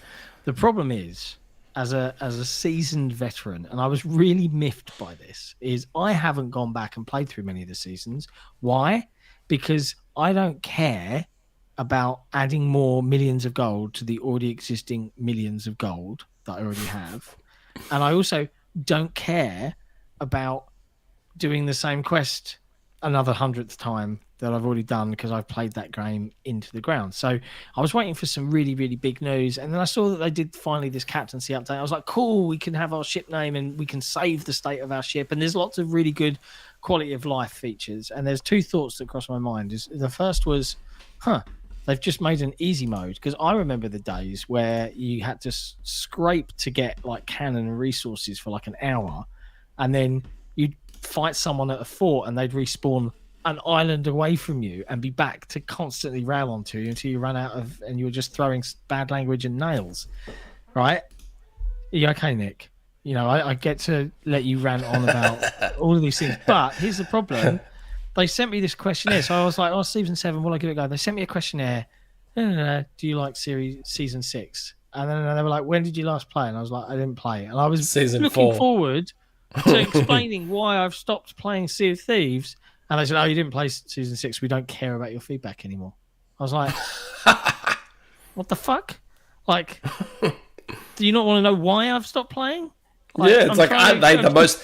The people that stopped playing 4 seasons ago are probably the people you should be taking feedback from, because Like, they haven't stuck with your game. It's just, it just really irritates me. Like, I love it for the people that love it, and I love the game will always be a special game for me because it was, well, you know, a year or more of really, really good fun night after night. But I feel like that they have different design goals now completely to what I really want to see them do, and I'm waiting for something bigger. Like, I'm waiting for all the development work that would become Sea of Thieves 2 to happen, and then the game to get a massive update with more ships and more servers and whatever. But yeah, so I think that's all the news. The only other piece that I wanted to touch on was there's a lot going on the site next week, isn't there, Jesse? Oh, yes, there is.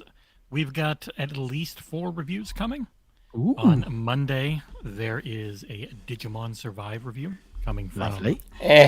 Genghis and Soul Blazers. It's not, give a shit if you care about it. Coming from Genghis and Soul Blazers. On Tuesday, there is a Halo Rubicon Protocol book review. Oh my Books and lord. Simon & Schuster Publishing for responding to my random email and sending me one out of nowhere. I'll have that on that book releases on Tuesday, so a review then. Then embargoed reviews. I can't say exactly what they are, but if you look at my Discord, you probably know what I've been playing on Wednesday and Thursday. So Lovely. there's at least something every day up until Friday. Who knows then? Who knows what's going to happen next Friday? So yeah, busy. They are the all team's super busy. interesting reviews that I will watch. Yeah, of course you will, Nick. You know, aren't you reviewing Turbo Golf Racing now that it's out and purchasable on? Yeah, when it stops crashing on me, I will.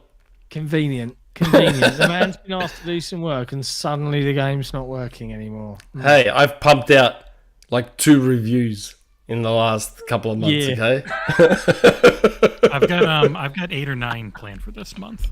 I've pumped out like 2 reviews. The Okay, crazy thing is, it feels really busy. and it was 3 games in those 2 reviews, because Klonoa is 2 games. Sure. Okay. All right. Mate. All right. Take a deep. How Who's long have we reviewed- been on Metacritic? We've been on Who's reviewed a Metacritic double game before? since May. So what's that? It's about 2.5, 3 months. We've done over 50 reviews in that time. Well, go us. Yeah, I We're know. awesome. I've We done 2 are of those. Incredible. That's a decent chunk. Lovely I'm starting to get replies on Twitter now from trolls that are like, LMAO, this dude does reviews on Metacritic. I'm like, well, that's a new one. when people don't like something I say, they're like, LMAO, this guy does reviews for Metacritic. It's like, all right, man, calm down. There's a place called like PlayStation Lifestyle on Metacritic. Just calm down for like People 2 get seconds. really stressed PlayStation out. But they- Universe, Nintendo Life. But they say that as if we're going to review PlayStation games. Like, we don't review PlayStation games, so it's okay. You don't have to worry that my opinion seems to sway more towards Xbox. It's okay, because I'm not reviewing PlayStation games. I'll try if you want, and I'll give them more appropriate scores that fall in line with what they are, if you like.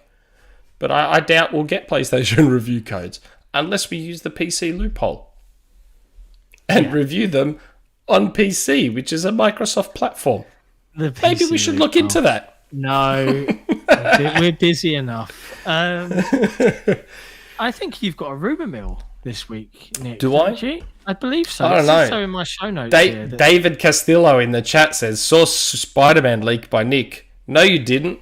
I photoshopped those. Yeah, he made them up. I photoshopped those. They're PS5 screenshots, and I photoshopped PC settings that I know all about. From a different PC game on them. From a different PC game that happens to have the same UI theme as Spider-Man. Yeah, I faked those. Do you know who I would, before you do the rumour mill, do you know who I would really love to see on the show? Cliffy B? I would like to see Cliffy B. I really want Sarah Bond to come on the show. Yeah, I know. I love to have Sarah Bond come and hang out with everybody in the community for like an entire episode and just chat nerdy gaming shit. But pipe So would dreams. I. One day. One day. If we could get Phil, surely we can get Sarah. Well, we would hope. One would hope. But anyway, yeah, rumour mill. I guess you're going to press the button, Jesse. Isn't it? Are you ready, Going to Nick? Press that Rumor mill. button. Yep, you got time. Rumour mill Hitting time. the button. Rumor mill. We've never heard that before. It's the rumor mill. Things change, we can't be sure. It's the rumor mill. You know they may not come true. The Xbox Era podcast is not responsible for websites presenting these rumors as facts. Okay. Rumor. Okay. This is a little bit two-part. I'm wearing this t-shirt for a reason. So, quite a while back, I lied and made up some stuff about EA potentially doing a Marvel game. Remember that thing I made up? And just happened to guess correctly? Yeah. So then, at the time, I said I couldn't. If you go back and watch the clip, maybe I should have told Jesse to have the clip ready. That's my bad. At the time, I said I can't say the franchise yet, and I also can't give clues because people that know me will know that I can't give clues without giving it away because people know me too well. Hence, the t-shirt. Jeff Grubb came out and said Black Panther, but then he's more recently said that EA is probably working on another Marvel game. What's the little one doing back there? It's a rare oddity, but this little lady needs a drink live, and I gotta go handle this. So I'll let you carry on rumor milling, and okay. I'll be right back. Okay. So Jeff said there's another EA game, and then Tom Henderson on Twitter kind of made it known that he had heard Iron Man. Yes, Iron Man is the game that I had heard. So before I mentioned Iron Man, I showed Jeff Grubb. You can ask Jeff, tag him on Twitter for free. I showed him my DM that said EA was working on Iron Man. Tom Henderson heard the same. He just wasn't sure. And part of the reason I never mentioned Iron Man was because it's super, super, super, super early. Like, so early, in fact, that there's a chance it still doesn't happen. That's how early this is. It's like ridiculously early. So right now, as excited as I want to be at the prospect of an Iron Man, and I kind of gave clues in the episode, like I immediately started talking about an Iron Man game by BioWare, the team that made Anthem. So no one is more excited about the potential of an Iron Man game than me, but I'm trying not to get too excited because of how early I was told it was. My source was like ridiculously early. Like it might not even still happen, this Iron Man game by EA. But yes, I did show Jeff. I ran it by Tom Henderson. He said he had heard, but he wasn't sure. He's since said it on Twitter. So the EA game I was talking about wasn't Black Panther. That doesn't mean I hadn't heard about Black Panther. That's just not the one I was talking about. I had heard Iron Man. So yeah. So somehow me, Jeff, and Tom have all heard of an Iron Man game at EA. But whether it happens or not, who knows? My hope is that they just build it off Anthem. You have Anthem there. Build it off the ruins of Anthem. I'm in super terms of amused gameplay. that you said, "Oh, I didn't want to give any clues," and yet anyone that actually knows you were like, "I'd love it if they made an Iron Man." Oh man, Like, Iron Man game by clues in the world. I know, Yeah. and this is what I'm saying. Like, yeah, but that's technically not the main part of the rumor mill. Now, this part, yeah, people may not like this. This rumor. I don't know how to frame this one. This rumor's, yeah, it's an. I got to be careful how I word this. I got to be careful what I say, because people will potentially take things out of context, and yeah. Anyway, we'll see how we go. I'll do my best. So, we were talking earlier about how Microsoft has no games this year, to put it bluntly. They don't have any first-party exclusives. I was about to say AAA, but they don't have pretty much anything outside of what Grounded releasing?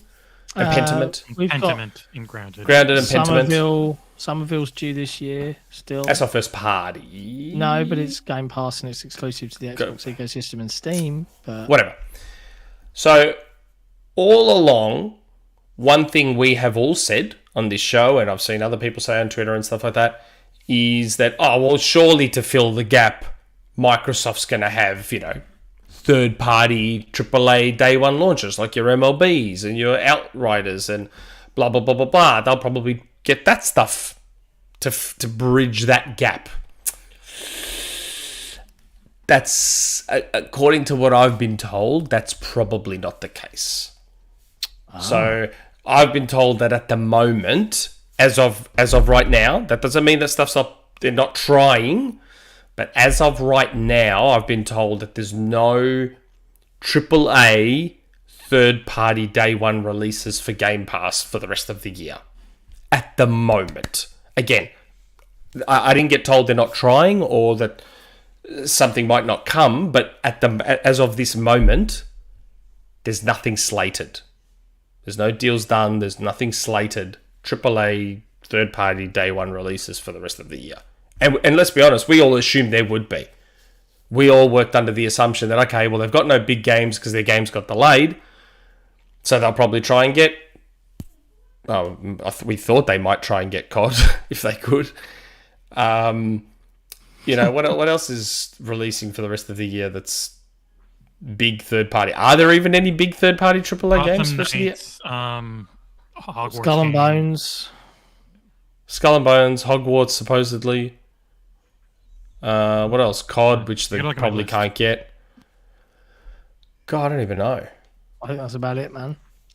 I think that's about it. Callisto Protocol. Yeah, Callisto Protocol. So there's not many deals they could probably make anyway, is there?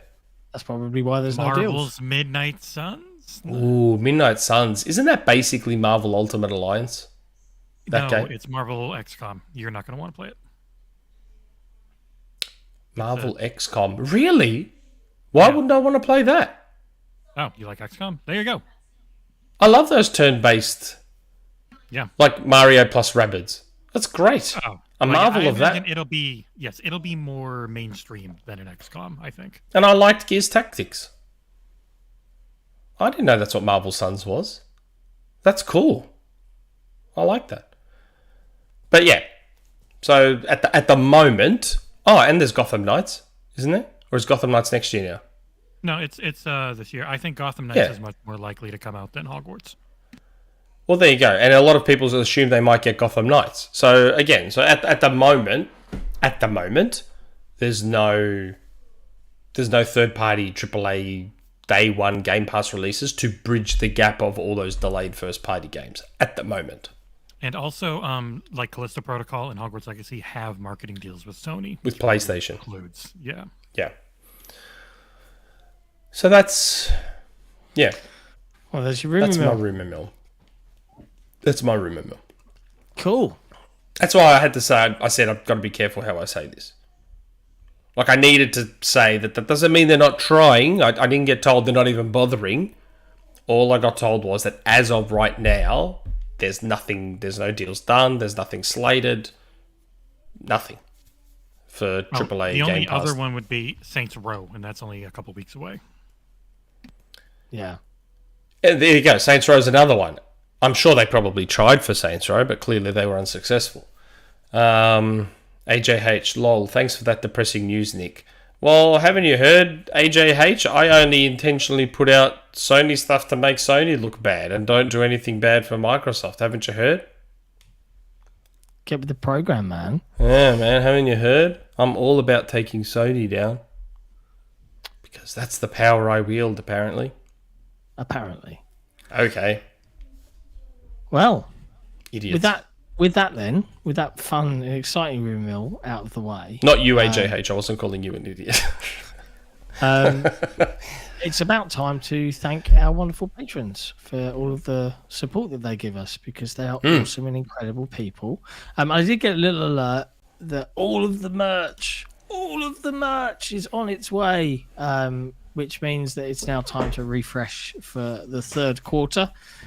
So all of our patrons who are on tier 2 or tier 3, so sticker packs and t-shirts and all that fun stuff, they're on their way to you this week, and they should be with you soon. And we'll pester pre-drag to come up with another sexy and exciting design just for you. But big thank you to you guys. We couldn't do it without you. And if you're watching this podcast for the first time or even the 120th, if you want to support us directly and enable us to do all the cool stuff we do, like day one, like all the video reviews and everything else, head over to patreon.com/Xbox Era and help us out, man. Yeah, 'cause if you go back through old episodes, you'll notice the change of when the show started to look better and sound better and be better right around the time we set up the Patreon. Before that, you go back and watch those old episodes. Oh boy, I don't want to go back and watch them. They're not quite as nice. But once we had Patreon and we could do StreamYard and got stuff to be able to produce things nicer, and see, it's all because of the Patreon. You visibly see the results of that. Money on the screen. Do you know what I realised though? That our patrons get to ask community questions, and there's going to be so many about Sony and their comments and stuff this week that we probably could have tackled. Probably, I don't know. I haven't read through them. It's a surprise for me. Let's go. I haven't read through them either. I think I've read like one or two of them. Let's have a look. Let's dive in. Let's start. Okay. First question. Morventhus. Pick one or both. I'm just going to read both. Favorite Elder Scrolls game? Never played one. Or favorite Double Fine game? Okay, for me, favorite Double Fine, it's probably just Psychonauts 2. But before Psychonauts 2, it was Iron Brigade. I liked Iron Brigade. That is a good little XBLA game. Iron Brigade. I liked stacking. Oh, yeah. Quite a lot. But Iron Brigade was great. Iron Brigade was a very underrated little game. And it's backwards compatible, I want to say. Yes, it is. I want to say. Because I own it. Yeah. I can see people on the back of your rumor mill, by the way, discussing will Deathloop suddenly appear in September when the year exclusivity drops? Because they're not allowed to talk about it. I haven't heard anything. But Microsoft, as per the deal, aren't allowed to talk about it until the deal is done. And then that's also not third party. My rumor mill was about third party. True. Thank you. Thank you for the I am technically correct, which is the best kind of correct. All right. Deathloop would not be third party. That would be a first party game. Yeah, it would. Elder Scrolls, I have not actually played a single Elder Scrolls game. Not one of them. Not a I've single played one. lots of them, but never really got very far. So, Another reason why Bethesda was not a big deal for me. hoping Starfield will be my Bethesda game. Let's Because see. outside of Doom, there wasn't much else Bethesda I played. Quake's been gone for such a long time. You didn't play Wolfenstein? I did, but I'm not like into it, where it's like, oh my god, this is the reason for them to buy Bethesda. Like, it's fine. Wolfenstein's fine. Yeah, just Doom. Doom is amazing. Okay. Dirty Flint. Hello, panel. This question's for Nick. Me and you are both whales. We are. How does it feel to single-handedly put these free-to-play games on your back so all the poors can enjoy the game for free? If we don't buy Wolverine Zero, how will all these kids play? That's exactly right. Thanks for your service. I am not the hero you all want, but I'm the one you need. Because without me, you don't get to enjoy Fortnite and Rocket League and all these games that you all get to enjoy for free. You get these games because of me, the people that throw their money away buying $20 Chun-Li skins in Fortnite and BMW M2s in Rocket League and all that sort of stuff. I live to give.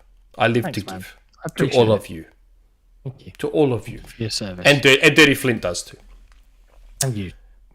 It feels good. I feel almost like you know those fake billionaires that say they're philanthropists. Yeah. They're not. I feel like one of them. Good. Those billionaires that are pretend philanthropists. That is how I feel. Okay. Hi them G. Uh-oh.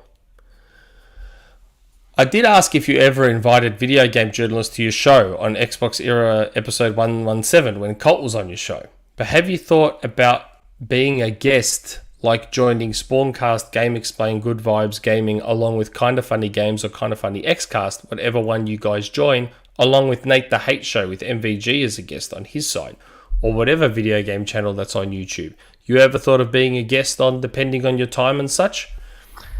Hi them. We have, of course we think, like, and we get asked. Like, I've never been asked by one of the, Kind of Funny Xcasters never asked me to be on there. They probably will not, for reasons I will not delve into publicly on this show. Yeah. But we've been, for me in particular, less so John, but for me in particular, time zones make Are a bitch. things tricky. Like, Colt asks me to be on his show a lot, and I do my best. I've been on there 2 or 3 times now on Colt's show, because Colt's show is on a Tuesday at 10 a.m. for me. That's literally the middle of my workday. I start work at 7, so that's almost the middle of my workday. So the times when you've seen me on Colt's show, I wasn't working that day. That's the only reason you saw me on Colt's show. So a lot of, like I made fun of Miles because he hasn't invited me onto his show yet, but his show starts at like 2 a.m. my time. How am I going to be on? Like I just can't. We've still got to work out with Boxenberger appearing on his show because he's asked us to be on. Time zones are really difficult, but I think that the other element of this, and I'm not going to name any channels or personalities, but Nick and I have an aversion to jumping on the kind of vitriolic, fanboyish type shows, or at least I certainly do. I won't speak for you, Nick, but I know that you're not the biggest fan. Well, I don't think I've appeared on any of them, have I? No, you haven't. I'm just saying, whether you would or not. But that certainly is my take, and that does limit you somewhat. So I think you'll find that there's been a healthy amount of back and forth. But yeah, oftentimes I'm in the UK, so Colt wants to have me on. Yeah, that's 2 a.m. my time or something ridiculous. So it's tricky. No, it's not. I can't remember when it was. Midnight No. or something like that. No. Colt's Yeah. show would be starting now in 15 minutes. Yeah. So what time is it 1 where you for are? me. Oh, is it? Oh, well, there you go. Okay, Yeah. well, there you go. Yes. Because that actually happened once. Is he said, "Hey, do you want to be on the show?" And I said, "Yeah, let me know." And then I just saw a tweet out saying, "This week, 6 joining me on the show," and I'm like, "I've got work in the morning. It's 10 to 1 in the morning, and I did the whole show very, very sleepy." But that's the problem when we're juggling all of this. Is the time zones are Time zones are hard. great. Time for zones are very tricky. East Coast, West Coast, US though. Great for those guys Yeah. doing our show. Easy peasy. But yeah. Okay, DO game. Apologies. My initial question for this week was kind of a downer. Job hunting hurts the soul. Sorry, Jesse, who pulled these. Came up with a more fun one now. Recently, it was revealed Infinity Ward Poland was staffing up for a new RPG. What do we think an Infinity Ward RPG looks like? Is it COD with an open world and stats? A full Witcher type game? A Far Cry or Borderlands style FPS RPG? Probably that. Something that combines light FPS elements with role playing like Starfield, Fallout, or Cyberpunk. Yeah, I'm more inclined to think something closer to Cyberpunk, I guess. Yeah, I would. I'd be surprised if it's not FPS. Yeah, it smells like it. That's new. That's new news to me though. So very Me curious too. to see Me too. what they're coming up with. I didn't know there That was an would Infinity Ward be Poland. exclusive to Xbox and straight into Game Pass day one. Boom. Reggie face. I just saw, just based off the last question about guests, did you ever hear back from the PlayStation brass, man? Not Ghosted. a sausage. Ghosted you. Wow. Didn't even bother to like lie and be like, oh, family emergency, sorry. That's okay. That's okay. For me, it's more about knowing the reason. I just want to know the reason, whether it's a good reason, bad reason, fake reason, real reason. I just like knowing. Because it was his idea. That's the funny part. It was his idea. He's like, man, I should come. I'd love to come on your show. We should, I'll come on your show. I'm like, yeah, let's do it. Okay. What ifs? Okay. Jesse Brother. Greetings, Mr. Norris, John O. Hope the new Barnett, Barnet, Barnett? Yeah. What's a Barnett? Haircut, from my point of view. Barnett. Yeah, that's how I was using it. Oh yeah. Yeah, you have hair now. Oh, he's working out with for the ladies. It's very sweet of you. I had a haircut too. I like my haircut. Mine doesn't even need gel anymore. I love that I don't need gel now. It's great. Yeah, I don't really bother. I just let it fluff. Because I've got such thick curly hair. You can't tell from this hairstyle, but I've got such thick curly hair that I've always needed gel my whole life just to keep it under control. I grew my hair for like a year and a half when I was 17, 18. A year and a half I grew my hair. I didn't cut it. And it looked like Kramer's. You know how Kramer's, when it goes... That's how mine is. If I can have Kramer's hairstyle if I want. That's how mine is. You should do that. You should do that for charity. No damn way. Anyway, my question this week is for Nick. Not that I want to reignite the fighting on the forum about if Microsoft will end up making COD exclusive at some point, but I kind of have to ask, due to the whole Sony thing and certain supposedly very in-the-know peeps on the forum who will not stop talking about how right they are right, and how wrong anyone who disagrees with them are, man, Trav, seriously, about COD remaining multiplayer after the purchase. Can you get into what you think? Maybe know about it. I'm sticking to my guns. I die on my heels. I still think that there will come a time where they'll just go, lock it down. Let them have Warzone, let them have whatever. Lock it down. I think there's room for that argument to be made, and it's a fair one. So, and Sony's crying and whinging has only made me more confident in that belief. I don't know, because I think it's nothing to worry about for the next couple of years, man. I don't know. Again, it is. It's probably a few years away, but I still think there will come a time when they just lock it down. That traditional COD campaign with multiplayer, that will start to get locked down. and Sony would not have had the complaint they had, I don't think, if they did not also believe that was the case. And they fear that immensely. You could be right. That's what I think. Personally. Anyway. Creaky Legs. Hello, lads. What is your dream Halo Infinite Forge map you'd want to create? This is not a question for me. John, I know you're limited by your NDA knowledge to a degree, so for you, just put a big if in front of it and leave out specific details on custom options. For me, I'm going to make the GoldenEye 64 maps to as close to 1-to-1 as I can get, which I'm confident enough in my ability to, based on all the leaks, seeing how the tools work, and having Blender and Unreal Engine 4 experience from developing my own game concepts pre-pandemic. That's a good question. If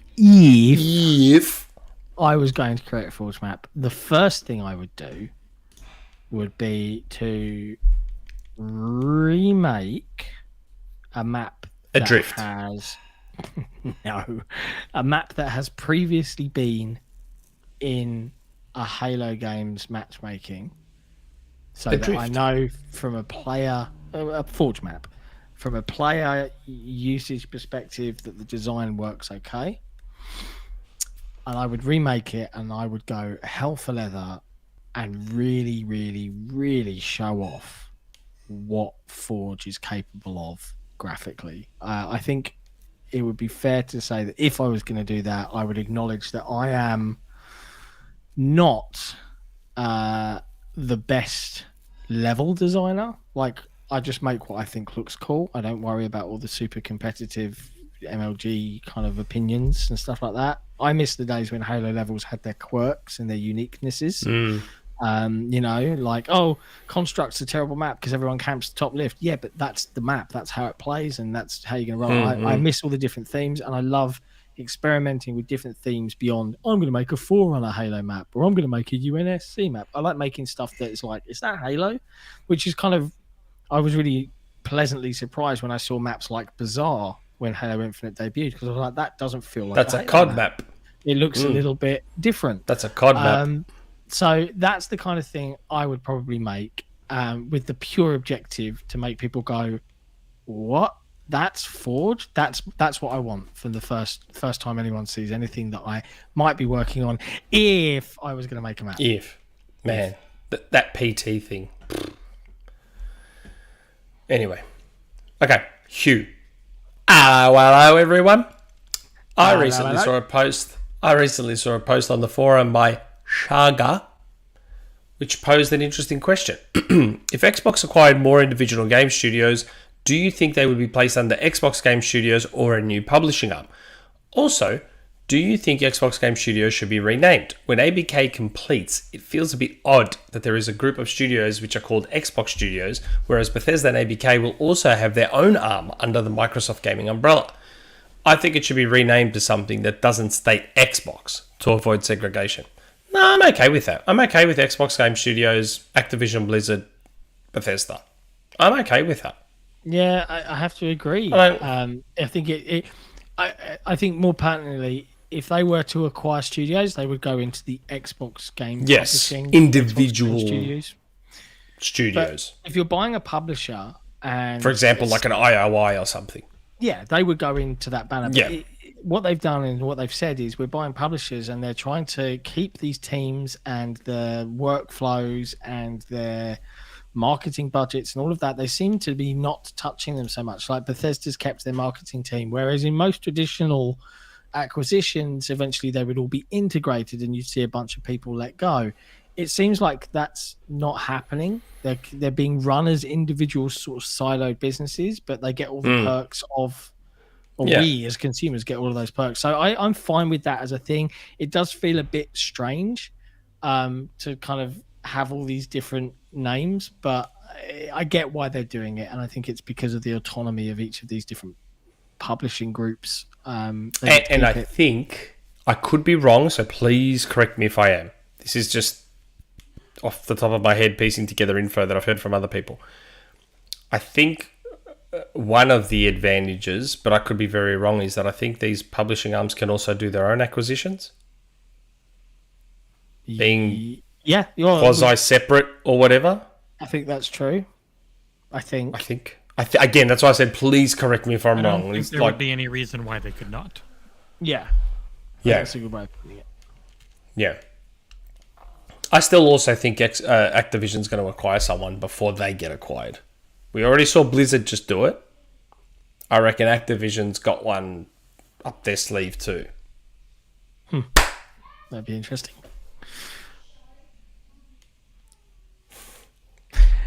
Anyway.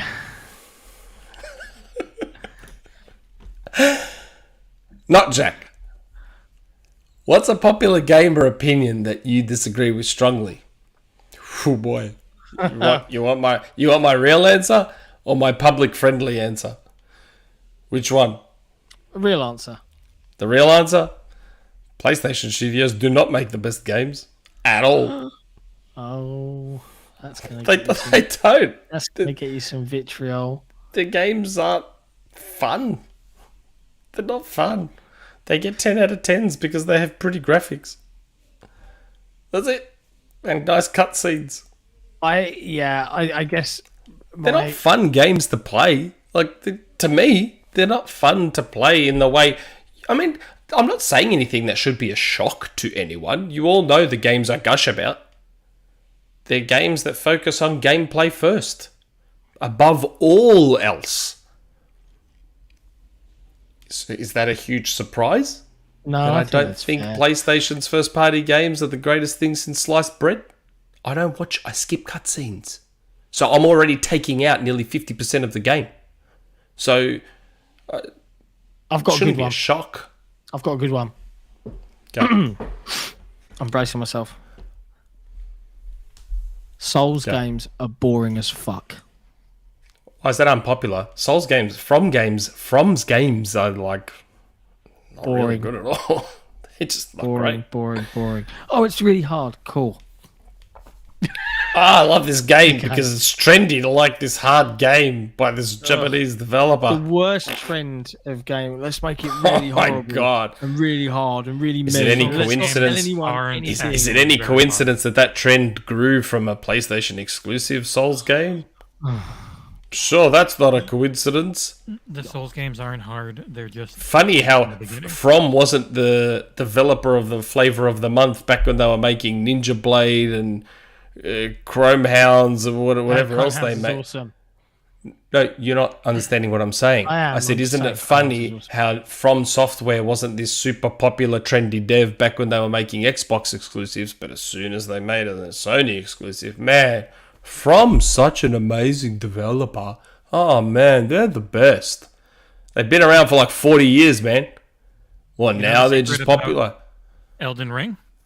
It's not a hard game. You It's not even the difficulty. I don't have time. I don't have the time, and that's not even true because then I'm indulging in certain video game addictions. I clearly do have the time. I don't care enough about. Good game. No, shut up, you. Souls games suck. And I Anyway. played Demon's Souls on PS3. They gave it away on PlayStation Plus. So I was like, oh, I'll try out this Demon's Souls game. And I'm like, It's by this is far the worst garbage. This is garbage. I don't like this at all. And then every other game that came after it, they were like, oh, it's Souls. So I'm like, okay, cool. So it's like Demon's Souls, which sucked. So yeah, okay, I'm not going to try these ones either. Come on, man. Let's not Games, let's got not progressively pretend- better. let's not pretend it didn't have something to do with the fact that suddenly they were making a PlayStation exclusive and all of a sudden they were just the trendiest developer ever. I didn't even play any of their Xbox games. Was Ninja Blade any good? It was very QTE. Yeah, wasn't it like full QTE, hardcore? Yeah. I don't think I ever played a single one of... I'd have to go through the list of Xbox exclusives they made, but I don't think I played a single one of them. Unless there's one that I didn't know about that they made. Whatever. You're right. I'm with you on that one. Cool. I've never been a fan of From's games. Yeah. Meh. Not interested in that flavor of the month stuff. Anyway, 2 more questions. Good old Collingwood. Hello, John and Nick. This weekend I am in Japan for the best part of 2 weeks. There's a lot of jumping through hoops, but once you get into the country, the effort is worth it. is there a game that you have played that took a lot of work to get into, but once you made the effort, that game was enjoyable? Good old Collingwood Demon Slayer. That's a good question. I have the most mundane answer on earth. Bet you can guess it. Rocket League. Didn't like it at the start. Had quite a steep learning curve. And then I forced myself through on PlayStation because I saw that the Platinum Trophy was quite easy. So I'm like, all right, I'll force my way through Rocket League just to get that easy Platinum. By the time I got that Platinum, there was no other video game I felt like playing anymore except Rocket League. So when it came out on Xbox, I bought it straight away and have pretty much not played any other video game since February 2016. I'm struggling to think of one where I've been like, oh, I've really got to, try and get into this. The only one that can come up in recent memory was the last Tomb Raider game. Like I played it up to a certain point. Oh, really? Yeah, and I loved the previous two, and I 100%ed both of them. Oh, you're talking about Shadow. Yeah, and then Shadow. Yeah, I got to the open world. Yeah, that's where I am now. I was like, oh my god, there's more of this. It's a bit much. It's too big again. It's map games. I know. I'm tired of map games. I'm stuck there too. But yeah, I think that's probably it. Good question. Yeah, but it said that it's a game that you made the effort and it became enjoyable. Well, yeah, and I did make the effort, and then I kind of just ended up burning through it and had an okay time. So yeah, it was enjoyable in the end. But there was that big oh god. Yeah, I know. I am stuck there now. It's such a hurdle. I struggle to go back because of it. Yeah.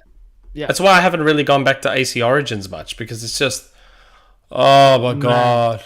I really, really tried with that game. I played something close to 70 hours worth, and I think that's a fair commitment. And then I realised that I was still nowhere through, and everything was a grind. It's and then I remember much. I logged in at Christmas, like I don't know, 6 months since I played it, and it like taken me over and made everything Christmassy, and then tried to force me into a Christmas quest. And I was like, "Fuck off!" I came here to finish the story, not add more shit to do. So I turned the game off.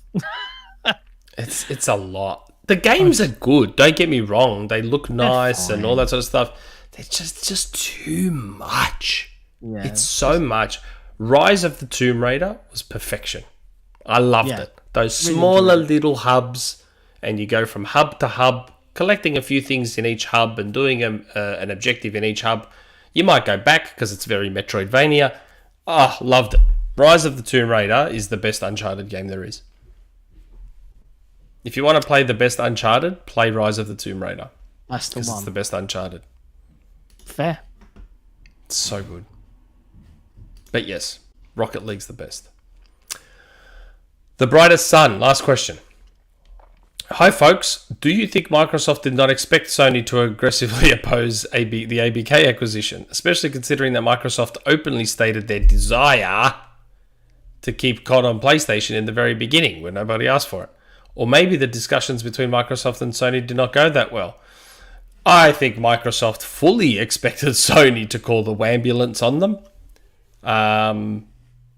Because like myself, I think Sony knows deep down that Microsoft's going to eventually lock it down. Eventually. They'll use some loophole, or they'll just be assholes, and they will lock it down eventually. I still maintain that you don't spend $70 billion for status quo. Fair. I'm nothing if not consistent. I said the same about Bethesda. You don't spend $7 billion to keep status quo. Well, then if you don't spend 7 to keep status quo, you definitely don't spend 70 to keep status quo. It's just nonsense. Why would you? Like, it just seemed to me, again, I don't run $1 trillion company, so I don't know. My layman brain says you don't spend that kind of money just to keep everything exactly as it is. Exactly. Especially when allegedly all their numbers are down. So it's not like you're getting them at their peak. You're not getting them at their peak. You're getting them on the way down. So the only way you benefit from that purchase is to make it all exclusive to your platform. To me. happen? Will it happen? Grub went through it. I think on our podcast, Grub went through it. They ran the numbers, and was it worth keeping ZeniMax multi-platform, or was it worth bringing it all in to try and push Game Pass? And they made the determination it was worth it bringing it all into Game Pass. And if they make the same determination with ABK, that's what they'll do. We'll see. Maybe. We'll maybe find not. out. We'll But hey, find out. did you know that was the last community question? It was. About 2 hours. That's not too bad. Yeah, I'm happy with that. I'm pretty I actually tired. expected it to be a bit faster, but yeah. Yeah, well, we can't. Sometimes you can't be stopped. But hey, it's been fun hanging out with everybody in the chat. We love you lots. Thanks for hanging out with us today. And even 100 likes on this episode. It's a nice round number. I'll take it. We'll be back next week as usual. I will definitely post the podcast earlier than Thursday. I'll do it tomorrow. And I have a very, very meaty update to put out on the book, which is overdue, but we've just been desperately trying to get these last few bits done. But huge strides in terms of progress. Got a couple of stragglers, MVG, still waiting, which we will pester. I've DM'd him. Yeah, I did get a response from him. He says, I'm on it, but Rand. These people don't Rand like hasn't writing. done it yet. Rand, Al Thor, he hasn't done it yet. To my knowledge. Really? Unless he's done it in the last day, because I checked yesterday. Come on, Rand. Jesus, dude. It's like 6 skip tweets. your podcast. You skip your podcast every second week, and you haven't produced. You just produced your first video in months. Don't know what the Surely you man's got time to spend 5 minutes just writing a bit about what Xbox means to you, dude. doing. He's probably like me. Come on. Bit of a procrastinator. Or do you want me to super chat you to do it? Yeah, we'll have Want me to to super chat you to do it? Pay the man. Pay the man. Yeah. Anyway, it's been a Time blast. is money. Time is money. Time is sleepy time. Sigma Mechanico is going to bed. But much love to everybody out there. Thank you for watching. Thank you for support. We'll be back next week as per usual. Maybe we'll have a guest. Maybe we won't. I don't know. Can I just mention on a guest that I'm working on? Yeah, you can. I forgot to tell Jesse. I was telling Jesse before the show and I forgot. I think they said they're available to come on in September, and that is one of, or hopefully more than one of, the devs of Last Case of Benedict Fox. Ooh, that's great. Yes, please. Yeah. Yeah, you I started tell you- telling me, and then you stopped, and I got to know. Yeah, I did. I can't remember why I stopped. I stopped and I can't remember John joined why. the call. Yeah, Don't tell John anything. No, I think he just got distracted. I have to admit, we need to get Brad Sams on. He's overdue to come on. He was supposed to in May. The problem is we do this show on his Saturday night, which I think he's often doing something on Saturday night or busy or something like that. So I said I'm happy to do it a day earlier, which I'm sure you now are more free to do it a day earlier. So I said, let me know on a Friday night you're free. Jump on. I have not heard give him a since. nudge. But I'll We'd pester love him. to- I'll pester him some more. Yeah, I'd love to have Brad on. Be good to catch up with the Sams. But yes. Yeah. Anyways, love you lots, everybody. And we'll see you Thanks next everyone for stopping by. time.